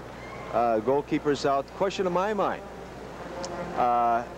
was the puck pushed in by the Southwest player, or South St. Paul player? Was there a penalty for interference? I don't know. When you're pushed into the net or pushed in the crease, hey, either it's a penalty or you let them in there. So I might disagree with our friends the referees. If I can be a little critical, a little analytical, and I guess what you got me here for, I don't want to step on any toes. Southwest came back with a great scoring chance by Danny May about the 7:30 mark. After that, Southwest, 2 excellent penalty-killing jobs. Maybe South St. Paul has some problems with their power play, what have you. But Southwest played a lot better generally without the puck. They weren't giving South St. Paul the chances that they had in the first period. I thought that's the big turnaround in that period. Doug Wook, he had the 2 power play situations, and he came up empty-handed. Now that really has to frustrate him. There's no question about it. Sometimes this year with the Olympic team, our power play was going so bad, Bob. I yell at the referee once in a late play. I say, hey, we declined. We don't want the opportunity.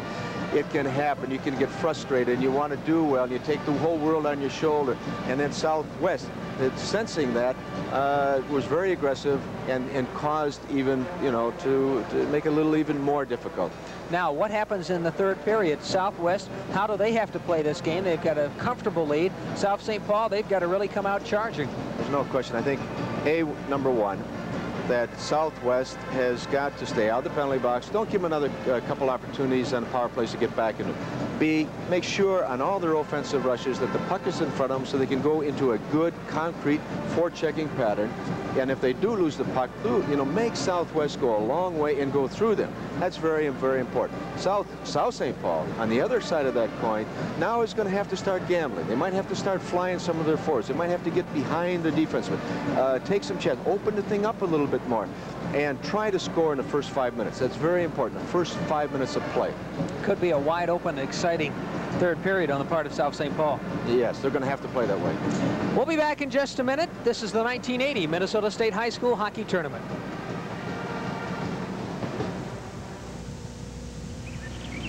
Until yesterday, I didn't know much about mufflers, but I needed one, so I called CarX. They gave me a good price, and they have a wonderful guarantee. And when I took my car in, they actually took me into their shop to make sure I understood what they were doing. Oh, I learned a lot. That fella there sounds like he's crossover pipe. Call CarX. Hearing is believing. We're in the Yellow Pages. Here's the most popular mid-sized car in Minnesota, direct from your 5 Twin City Olds dealers. It's Cutlass, the most fuel-efficient V6 engine in America. Yes, in 1979, you found that your Twin City Olds dealers had what you want. And now, for 1980, we've still got what you want. It's a new 4-door Cutlass with style, room, resale, and gas economy that you'll want for motoring in the 80s. The Twin City Olds dealers have had one built for you, the exciting 4-door Cutlass, now at your 5 Twin City Olds dealers. Naturally. Ogilvy. Naturally. Ogilvy. Once, the only way to have naturally wavy hair was to be born with it. Now, Ogilvy Soft Body Wave with salon-proven pre-perm and perm-soft conditioners gives the great look, feel, and body of naturally wavy hair with no frizz in no time. Naturally or Ogilvy? Ogilvy. Naturally. With Ogilvy Soft Body Wave, no one can tell the difference. What your hairdresser does in the salon, Ogilvy does at home. KSTP-TV, St. Paul, Minneapolis, Channel 5. We now return to the St. Paul Civic Center Arena and the 1980 Minnesota State High School Hockey Tournament. Well, we've got an exciting hockey game going. The Minneapolis Southwest fans are really whooping it up here at the Civic Center. They lead South St. Paul by a score of 4-1. Now, let's find out a little bit more about the Minneapolis Southwest, more about the school and what goes on there in this special feature report. Nestled in the southwest corner of Minneapolis, between the Mississippi-bound Minnehaha Creek and the bird-populated Lake Harriet and Lake Calhoun, lies a community of Southwest Secondary School. Southwest's greatest resource is its over 1,250 young persons from the community, 300 English as a second language, bilingual, bicultural group of young people from 23 foreign countries, and 26 American Indians, who make up the North Wind and East Wind Warriors. Students, teachers, and staff members work together in a program from 7th grade through 12th grade designed to train young persons to live in a difficult world as informed, functioning, compassionate human beings. The curriculum in the arts, sciences, and humanities, modern languages, business and cooperative education, industrial arts, and home economics, health and physical education is designed to facilitate learning through interaction and study in the classroom, work and problem solving in small groups and resource rooms, the computer center and on stage, and to learn and to produce individually through the resources in the media center, reading center, photo lab, and television studio. Southwest is very proud of its young women and young men in its team sports, individual sports, and debate team, in its band and choir, its clubs and plays, its literary productions, and its 5-year top-winning Quiz Bowl team. The school offers a federally funded experimental program to explore careers in out-of-class situations, such as working with or interviewing older persons in the community. In a special event every 2 years, all 7th through 12th grade students shift gears for a week of interim, taking part in such planned activities as model building, survival skills, and canoeing. But all is not scheduled at Southwest. All is not work, work, work. There's time to catch a swing in the park or to read a favorite book. Well, we've got a 4-1 ball game. Minneapolis Southwest leading after 2 periods of play, and a man who has his job cut out for him, and that's Doug Woog. Well, right now, Rob Lear is standing by with our roving camera with Doug Woog's father to find out how he feels about how this game is going. Rob? Well, Bob, not only his father, but we also have his mother. We have Jake and Wanda Woog, who are here in the stands. They haven't missed many high school hockey tournaments. And, Father, what do you tell Doug now? He's down by 3 goals. Well, keep going, that's all. The pack can't get beat. That's all. They got to come back. That's all. I'd say the same. I know they can come back. If they show us what they showed Friday night, I know they can. What kind of good luck things do you go through as far as a ritual? As you've watched Doug play, and now you've watched him coach for a number of years. Oh, I just get squirmy-wormy in my stomach, that's all. I don't afraid. I know he knows what he's doing.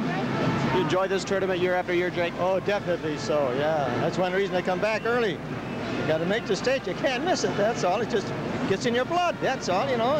You've been part of 19 South St. Paul appearances, haven't you? Yes, sir. Yeah, I'm very proud to be here, too. Yeah, great. Thanks for taking the time, both of you. Now, I'll throw it over to Ed Cairo back in the interview area. Ed? Okay, Rob, and this must be the afternoon for South St. Paul. With me is Dave Metzen, the Assistant Superintendent of Schools, and maybe a little downhearted at the moment, huh? Well, yes, you have to be when it's 4-1, but on the other side of the coin is that I really don't think they're 3 goals better than South St. Paul, especially after 2 periods. And I was in this tournament once, and we were in the locker room at the end of 2 periods, and I had 5-2, and we managed to lose the game, so anything can happen. And your buddy up there in the booth, Herbie Brooks, is going to testify to that, beating the Russians. So we've got 1 more period to do it, and if we can go out and get the first goal, I think we'll be in good shape. You know, Dave, as you say, you've been a player, and not only in the state high school hockey tournament, but on international teams, and throughout that career, it's kind of paralleled the one of the South St. Paul coach, Dougie Woog. You've been on a lot of ice with him. Yes, I have, and he's a person I have a tremendous amount of respect for. He's a fantastic coach, and as I look out there today and look at Doug Woog and Dave Peterson going against each other, probably 2 of the finest coaches in the state of Minnesota. Over the year, how has this hockey team developed? You know, you've had a lot of changes, really, defensively and goal. Well, they're young at defense, and that's not an excuse. And Doug's been worried about the defense all year. They came on strong, and during the playoffs, they did lose a tremendous player in Rick O'Brien. He happened to be a forward, but again, that's not an excuse. They've really been playing well during the playoffs, and just a little bit tight. And I really believe that a bounce here or there this period, things can come around. Are you ready? I think so. We're just the type of team that can explode, and they've got the horses out there. Okay, Dave Metzen, Assistant Superintendent of Schools at South St. Paul. Dave, thanks for being with us. We'll go to a commercial. We'll be back with the 3rd period after this.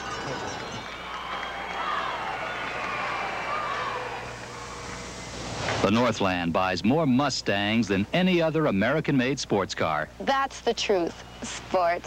Folks here in the Northland are out there buying Fords.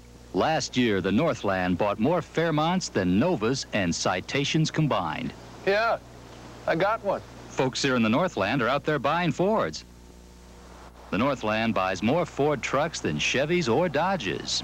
I kind of thought so. Folks here in the Northland are out there buying Fords. When it comes to shopping for furniture, we hope you'll come to the Furniture Barn. This Bassett bedroom is an example of the new things coming in, and you'll like the low Furniture Barn price, too. Look at that heavy, thick wood. It's called Greenfield by Bassett. Really good looking. It's got a burnished pine finish. Here's another from Singer with a V-matched engraving.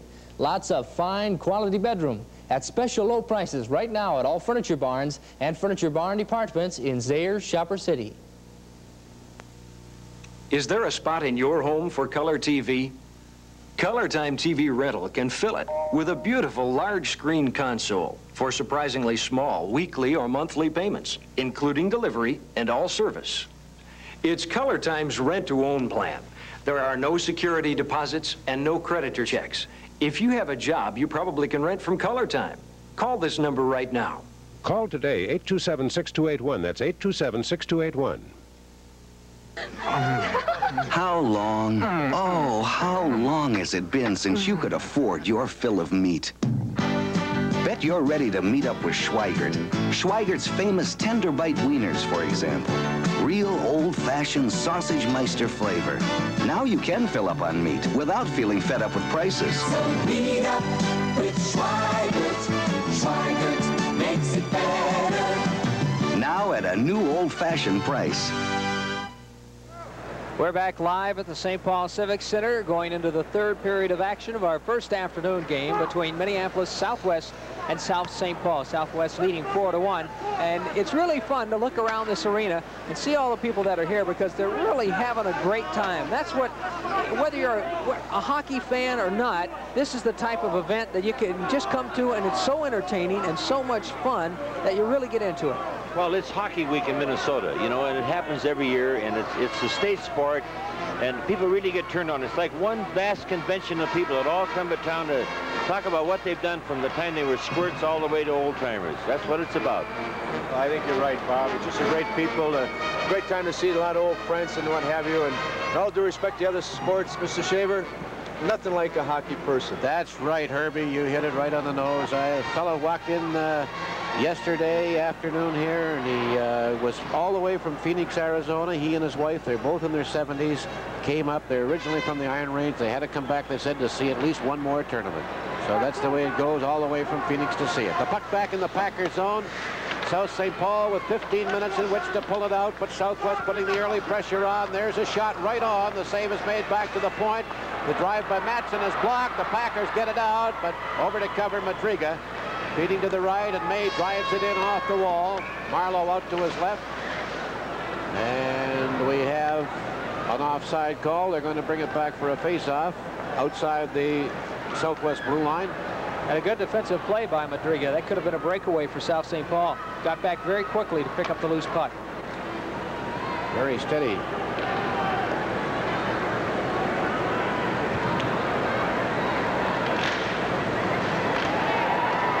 Puck cleared to center, and now Housley drives it in for the Packers. Matson behind the net. He lost sight of it. It's where, oh, it was in the mesh. I thought it had gone in off the goaltender for a minute.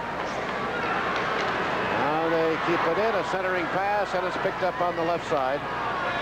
Hackett getting it out to center. Well, he falls. It comes back in. Matson playing it off the boards. Lundin chasing it. Up by one man, but the puck is picked off and brought back to the net, cleared to the line. Madriga will hold it in. His shot blocked in the slot area, cleared away by Swig. Now here come the Packers. See if they can get something going here. They're 2 against 2. In over the line with Housley. Phil Housley playing it by one man. Took a shot. The rebound chance. Oh, and he was unable to put it home. Dolby getting a whack at it right on the doorstep there. Now the puck is tied up in the left corner by 2 members of each team. They give up a face-off. There's a break in the action. The score, Minneapolis Southwest 4, South St. Paul 1. Neither rain, nor snow, nor sleet, nor hail can stop a salesman from making his calls by long distance. From the face-off, Dickmeyer's shot was blocked in the slot area. And now it's fed out to center by Leary. Burns, he's got a man on his left, in over the line with Love, but Love is offside. Southwest offside. You know, Al, it's just incredible the luck that South St. Paul is having. They had just an excellent opportunity to score there, and they just cannot get the puck in the net. That was good goaltending, though, where the goalie stood his ground, didn't go down, do the splits, just stayed there and let the stick do the work. Puck back in the Packers zone. On the left side, Larry Housley banks it off the boards, but it's held in by Love, who hustled to hold it at the line. Shot around behind. Leary tried to feed the point. It was blocked, and now it does come back to the point. Kist is all tied up and wrestled to the ground. The puck comes out to center, and the Indians shoot it back in. Stiles in the corner. Shakes off a bump. Tried to come out. Boxed in now. Tied up. Some good forechecking there by Burns, and he forces a face-off.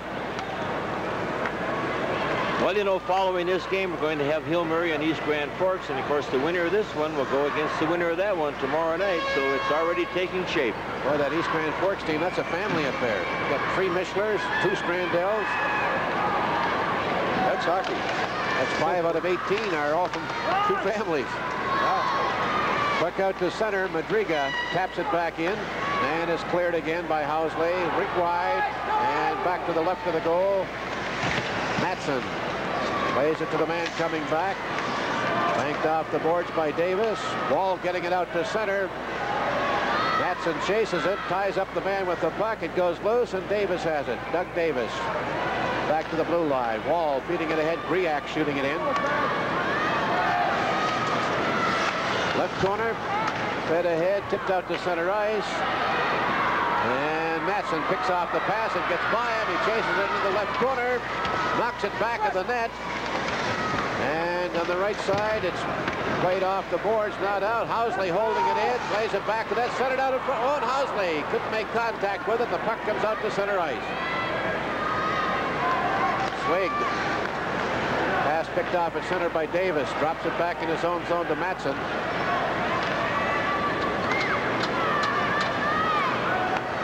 Unable to get it, but the goaltender makes the play on it as it came to the net, so there's no icing. Cleared to center. Packers have it. Moving in on the right side with Krause. Broken up, and the puck is cleared to center. Bill Housley passing to the left side. And it's too far for Mosso. The puck played back down the ice, and we'll have icing call against the Indians. And they'll bring it back for the face-off. There's a break in the action with the scores. Minneapolis Southwest 4, South St. Paul 1. Dog food that looks like people food is a lot of costly nonsense. So buy Toughies and get your money's worth. Toughies, a doggone good dog food. Mosso, Zivic, and Krause on for the Packers. Lundin, Hackett, and May for the Indians. Face off to the right of Dick. Mavison. To May, got by him. Now he reaches back, can't get it. It's tapped across the blue line. And the Packers clear it out to center. And over the line, Zivic taken down on a good check there. Delay by Kisk. And penalty coming up. They have a delayed penalty being called for tripping on that play. 3:56, the time of the call on Kisk. Southwest on a trip. Tripping call. Here it is. Let's take a look at it. Minor penalty on Southwest. I would say that's tripping. He got it in there. Yes, he did. Bad old leg out. Penalty 3:56. As was said in between periods, Bob and Al, Southwest just got to stay out of the box. Don't give South St. Paul any reason to get back in this game. Chance from the face-off, and the shot blocked in the traffic in the slot area, and it's cleared by Madriga, but held in at the point. Back of the net, Mavison. Played it by Krause to the near side, but not out. Zivic bringing it back behind to the left corner. Feeds the point. Housley shot blocked. Now it's knocked back in the corner. Madriga shakes off one man and now comes to center. Joe Madriga shoots it in, a long shot, handled easily by Marlowe. Stiles to the right side. Burns breaks it up, flips it back rink wide to the left corner. Civic playing it around behind. Now it's fed up the middle. Stiles carrying on at center ice to the left for Mosso. Cranking up, shot, left center. Well, that brought a little drone from the crowd. Housley across here, Mosso scores! There it is. Power play.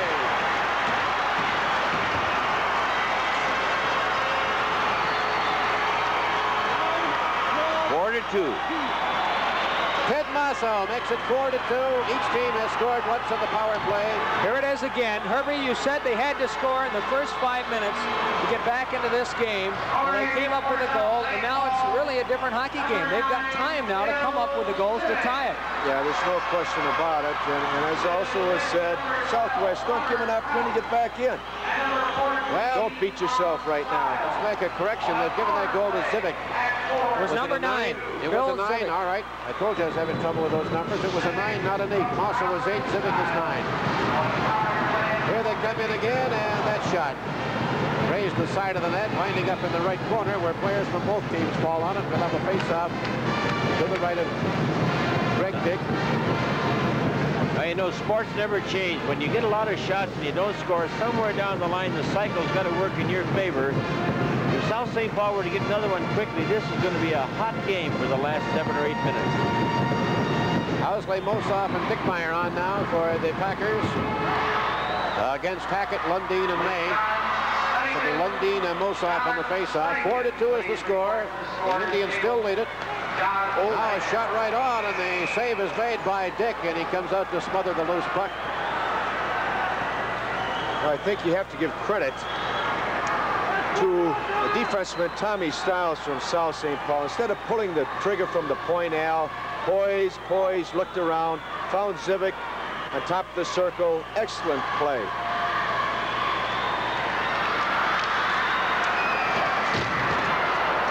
Cleared around on the right wing side. This will be May to Hackett.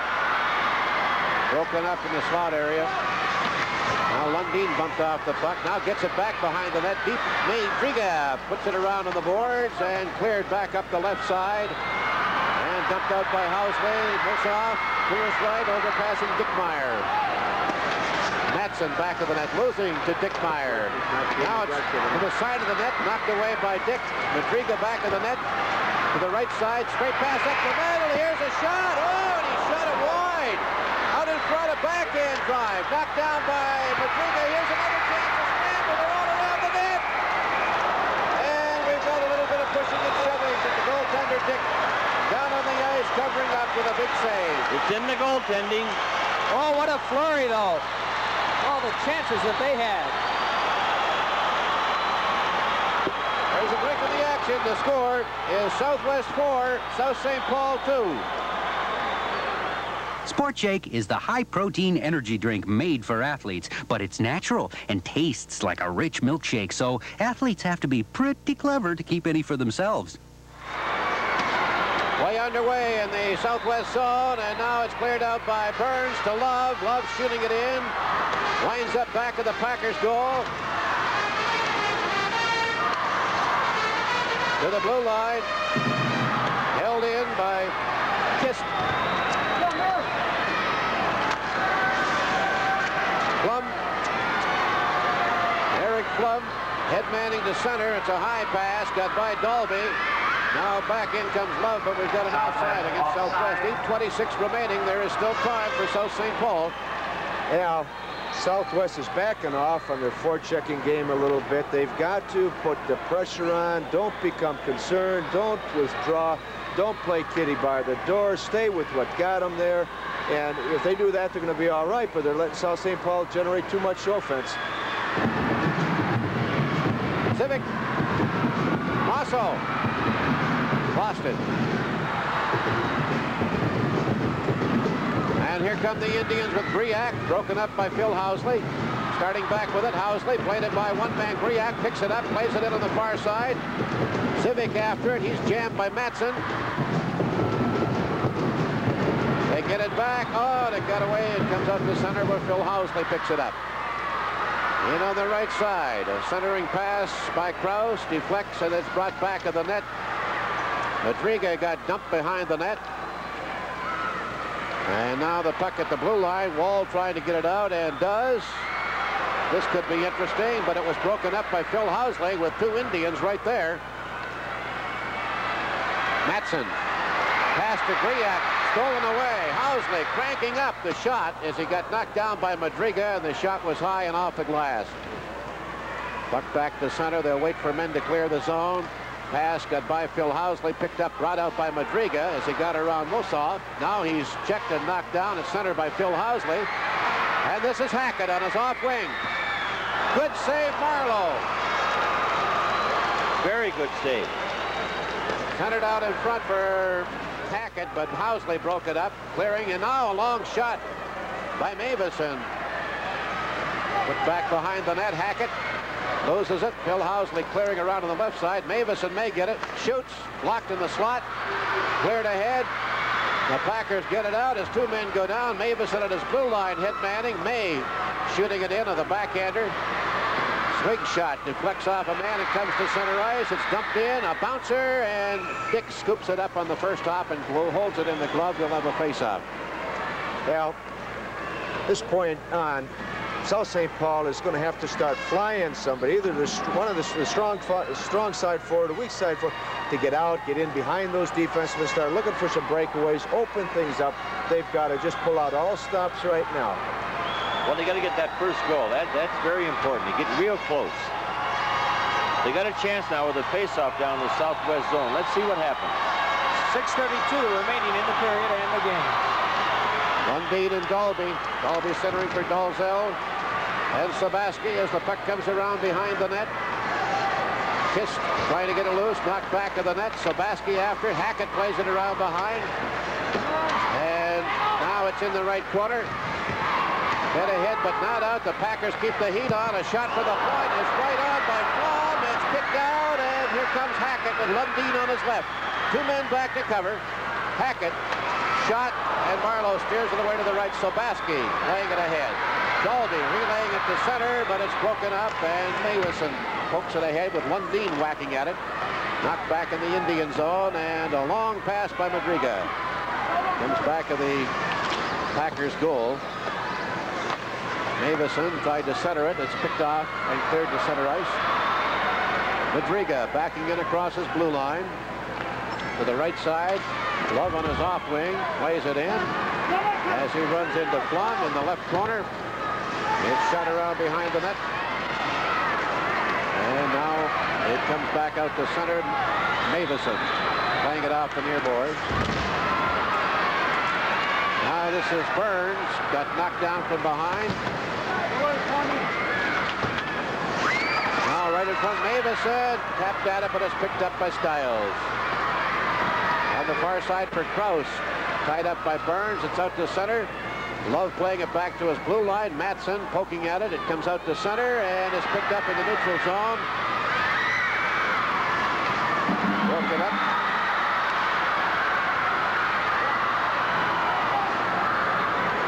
Burns play a little scrambly now, and finally Burns ties it up along the boards for a stoppage and a face-off. There's a break in the action with the score: Minneapolis Southwest 4, South St. Paul 2. Here's Twin City Federal's March rate on 2.5-year money market certificates. Here's the effective annual yield, and only $100 minimum, too. You can't beat TCF. Wall centering for Davis and Griak. Matson and Madriga on defense for Southwest. The Packers have Mosso, Zivic, and Krause in the forward line.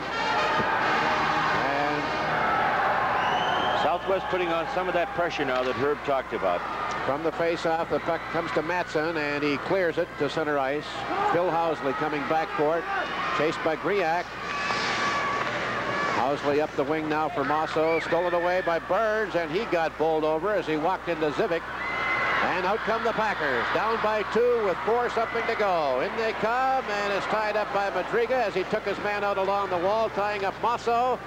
Puck in the corner, comes loose. Madriga dances by Mosso. His pass deflects, but it's picked up from behind. Here's Matson, one man back. Matson firing, and he fired it wide to the left as he was brought down on the play by Swig. Swig picking it up in the right corner. Skated off along the boards by Davis. Matson into the corner, trying to center it. Oh, and it came right through the goal crease. Wow. It goes rink wide. Now it's held in at the line by Wall. He drives it back around on the boards. Swig picking it up behind the net. Clearing to the left, Mosso. Losing it, but bowling over Griak to prevent him from doing anything. Head out on the right side, Dick Meyer. Dick Meyer runs into a solid check at the center line as he was nailed by Kist. We've got some pushing and shoving. 3:34 remaining. There's a break in the action. The score: the Indians 4, the Packers 2. Parex. If you think our mufflers sound good, wait till you hear our prices. Hearing is believing. Call Carex. Just 3:34 left to go here in the third period. Not a lot of time for South St. Paul, but they can come in a hurry. 4-2.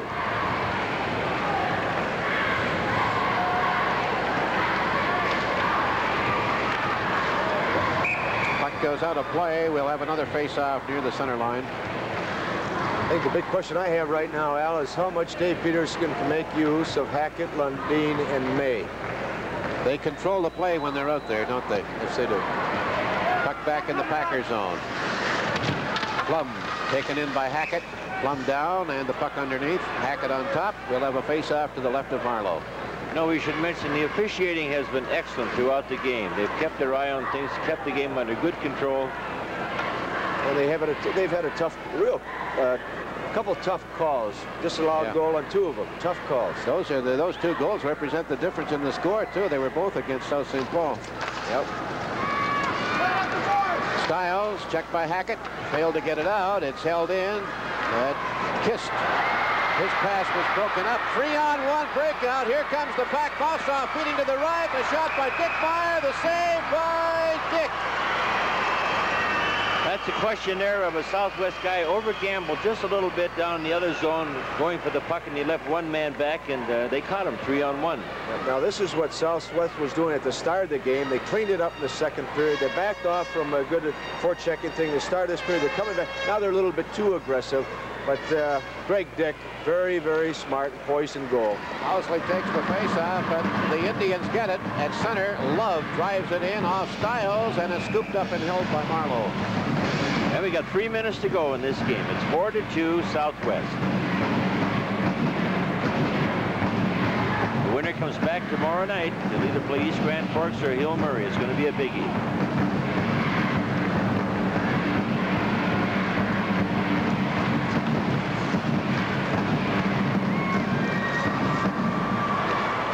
Knocked back into the corner by Burns. Stiles around behind. High pass up the middle. It'll go all the way. No icing being called, and Dick taps it away quickly before Dickmeyer got to it. Now Mossoff after it, just inside the line, backhands it in. Dick whacks it away to the right corner with a stick. Dickmeyer puts it in front. Picked up by Burns. Head manning to Love. Love was tied up by Dickmeyer, and he plays it in off the wall. 2:25 to go. Time is running out on the Packers as Stiles starts up on the right side. Long pass out to center. Here comes the Pack. They need a quick one to drive right on by Krause, or Dickmeyer rather. Still on there. It's still in the zone. Here they come in for a shot, and the shot by Civic is blocked. And the goaltender out behind is all right. He left a glove and a stick behind in the goal crease. Penalty on South St. Paul. Interference, hitting the goalkeeper. Tough play. But a good call. A good call. Just frustration on South St. Paul's part. You can't blame the kid. He's just working hard. That's human nature. It's a tough one. Ted Mossoff for interfering at 12:57. 2:03 remaining. Well, that penalty will take 2 minutes. And that will leave only 3 seconds, so the Packers have to do something when they're shorthanded here if they hope to survive the game. You know, so many people always say, well, in the last couple of minutes, the officials should leave things go. But those are good calls because the rules are in the book, and if it happens, it's tough luck, you know. We talked about South St. Paul trying to get some of those long passes, get in behind. They've been almost connected on a couple of them there and walked in. They've had a couple, 3 chances. Some good offensive rushes where they have had a numerical advantage, and I'm sure Dave Peterson is trying to tell his hockey players right now, you know, keep the puck in front of you, stay away from the flat passes, don't get caught up ice without being able to effectively go into a good forechecking pattern. I seem to remember South St. Paul may be shorthanded, but I seem to remember an Olympic hockey team that came up with a goal or two and at the right time, shorthanded. Well, we don't want to try it again, Bob, but that's true. It's a tough way to do it, but it can be done. Oh, sure. And Southwest doesn't want to be too smug about this power play opportunity and give up a shorthanded goal because South St. Paul is going to have to be very aggressive. Time is on the clock, and it's against them. Ready to go with a face-off outside the Indians' line. Davis lost it. See what Zivic can do here. He's boxed in and brought down, and we're going to have a penalty here, and that will equalize. Now looks like holding has been called. Who was it? Davis or kissed? Holding. Yeah, purple. He got kissed. Number 5. Well, that evens it up. Holding. 4 on 4. That evens it up. That might be the proper phrase. Evens it up. Well, they've got the face-off where they want it. There's a look at the penalty again.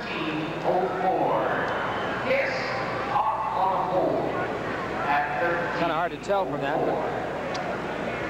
Face-off will come to the left of Dick. 1:56 left for the Packers to do it, but they've got the face-off where they want it. Lundin will take the all-important draw for the Indians, and it's fed back to the point as the Packers keep it in. Went in off the skate of the defenseman Matheson. It's still anybody's hockey game, folks. What a clutch goal. Let's see. I'm not sure who fired that. 4-3 now with 1:50 left. You see the puck come out to the blue line. The shot comes right beneath the defender of Southwest. 9 and 20. Who is that out front? Mavis. It hit Maveson's skate, the toe of the left skate. He tried to stop it, and he didn't get all of it. Number 5, Swig, I think, might get the credit for the goal. Steve Swig, look out, here they come again. And it's offside. What we talked about earlier. You shoot long enough, something happens, the puck goes in, that was really relatively an easy goal for South St. Paul. But the score is 4-3. You don't care how you get them, they're in the game for the last minute and 40. Civic and Phil Housley got the assist on that big goal. 1:35 to go. The pack is back. Here they come down the right side. Oh, they lost it in the linesman skates. And starting back, Hackett. Hackett has jammed off the puck and is back in the right corner to Stiles in his own zone. Rink wide to Swig on the left. Across is Blue, feeding right, and Hackett had a pretty good hold on Civic there. The puck is cleared out by Madriga. One man goes down, moving in is Hackett, dumps it in front, and it's broken up in the slot area. Never reached Lundin. The puck coming back now, and down goes the man with the puck. Getting back up Phil Housley, but Matheson, headman's up the left side. 55 seconds. Both teams are still shorthanded. Now the Packers, broken up by Matheson. Ahead to Lundin, he taps it in as he was covered by Stiles. Swig coming back to the net with it. Stopping. You got to get him out, Straight up the middle to Phil Housley, 2-on-1. Phil Housley with Mossoff going in. Mossoff, high pass. They had him in a mercy. We got to get the goalie out now. Mossoff was high, drive for the puck. There it is.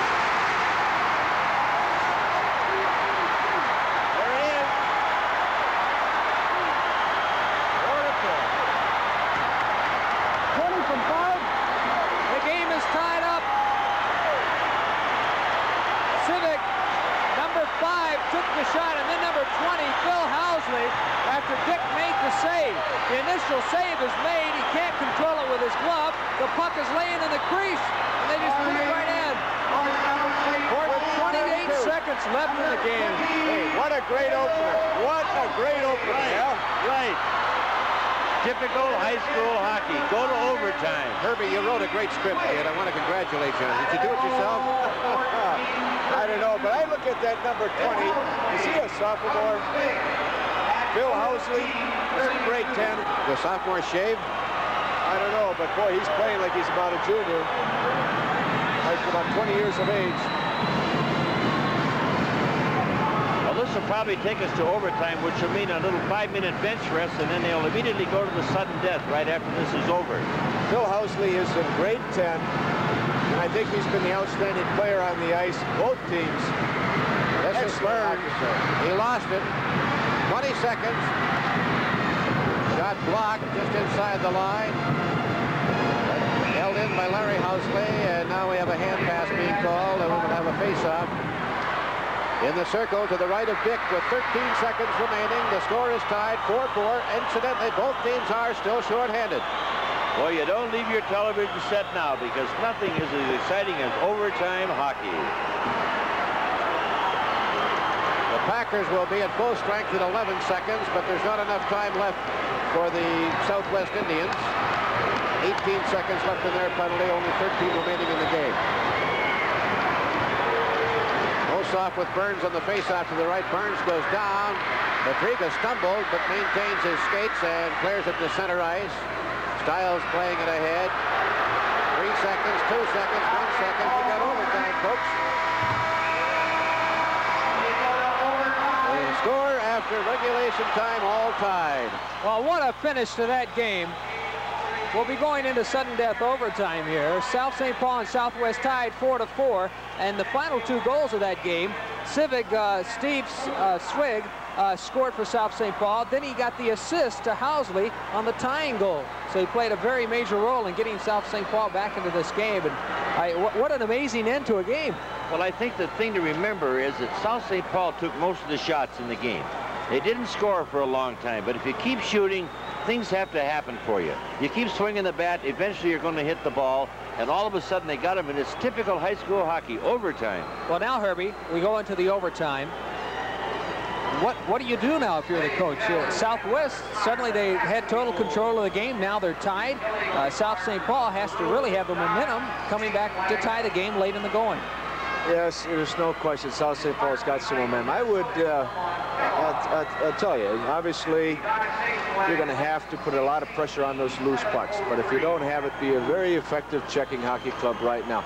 If South St. Paul continues the momentum, I would start breaking the momentum, changing players rather slowly, one after a time, send somebody out, talk to the referee, break their momentum as best you can. Here's what Al McGuire did at Marquette in basketball. He ran the tempo of that basketball game, and hockey can do the same thing effectively, and that's what Dave Peterson, I think, is going to have to watch real quick. Who's got that momentum? South St. Paul is still flying, break it. And he's very good at doing that, you know. Let me show you something, guys. Southwest had to come up with 28 stops in the game so far. South St. Paul had 17. So the Packers outshot them by 11. We're going to take a look at some of the highlights of that last period in which South St. Paul, in a flurry, came back to tie this game up. What tremendous play on the part of South St. Paul. We'll pick it up, down 4-2, and Bill Zivic, South St. Paul, gets the goal. Then it was Svig. Watch this shot from way out on the point, the blue line, just gets past the defender and goes into the net.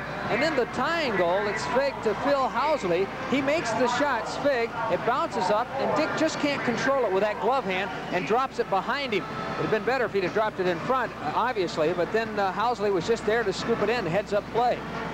Housley has been a tower of strength for South St. Paul, and to think he's maybe 15 years of age, 16 years of age, got a great hockey career, just keeps at it. Why is it, Herb, that every hockey game you've been around in the last month seems to end in some phenomenal way?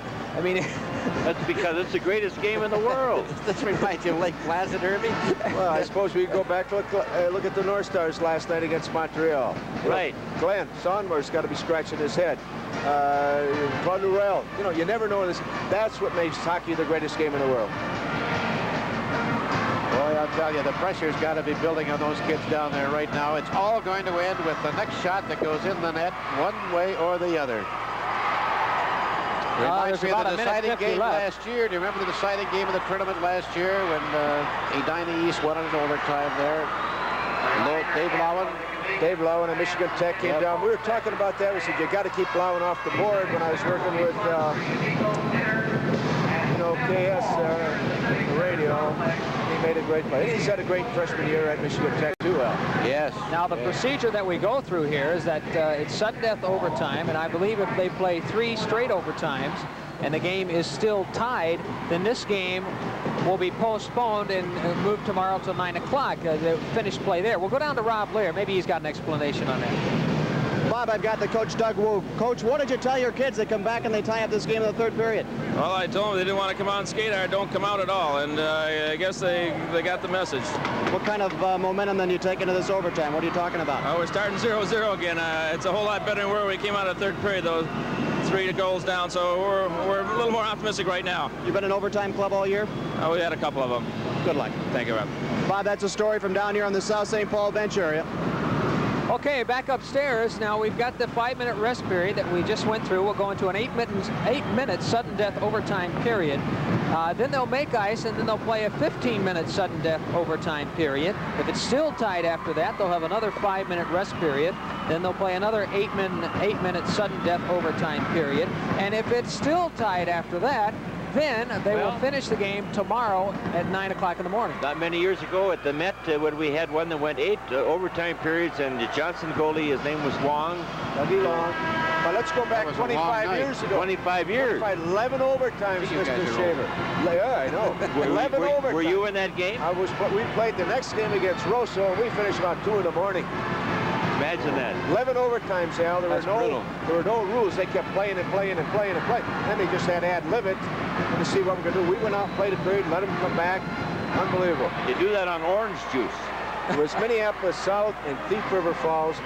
You know, that's a classic. 11 overtimes. That's when the Alms and the Westbys were around. Oh, yeah. The Poole brothers up at Thief River. Marv Jordy? No, he was done. Marv's still playing. Yeah, Marv finished the year Contact lenses and all.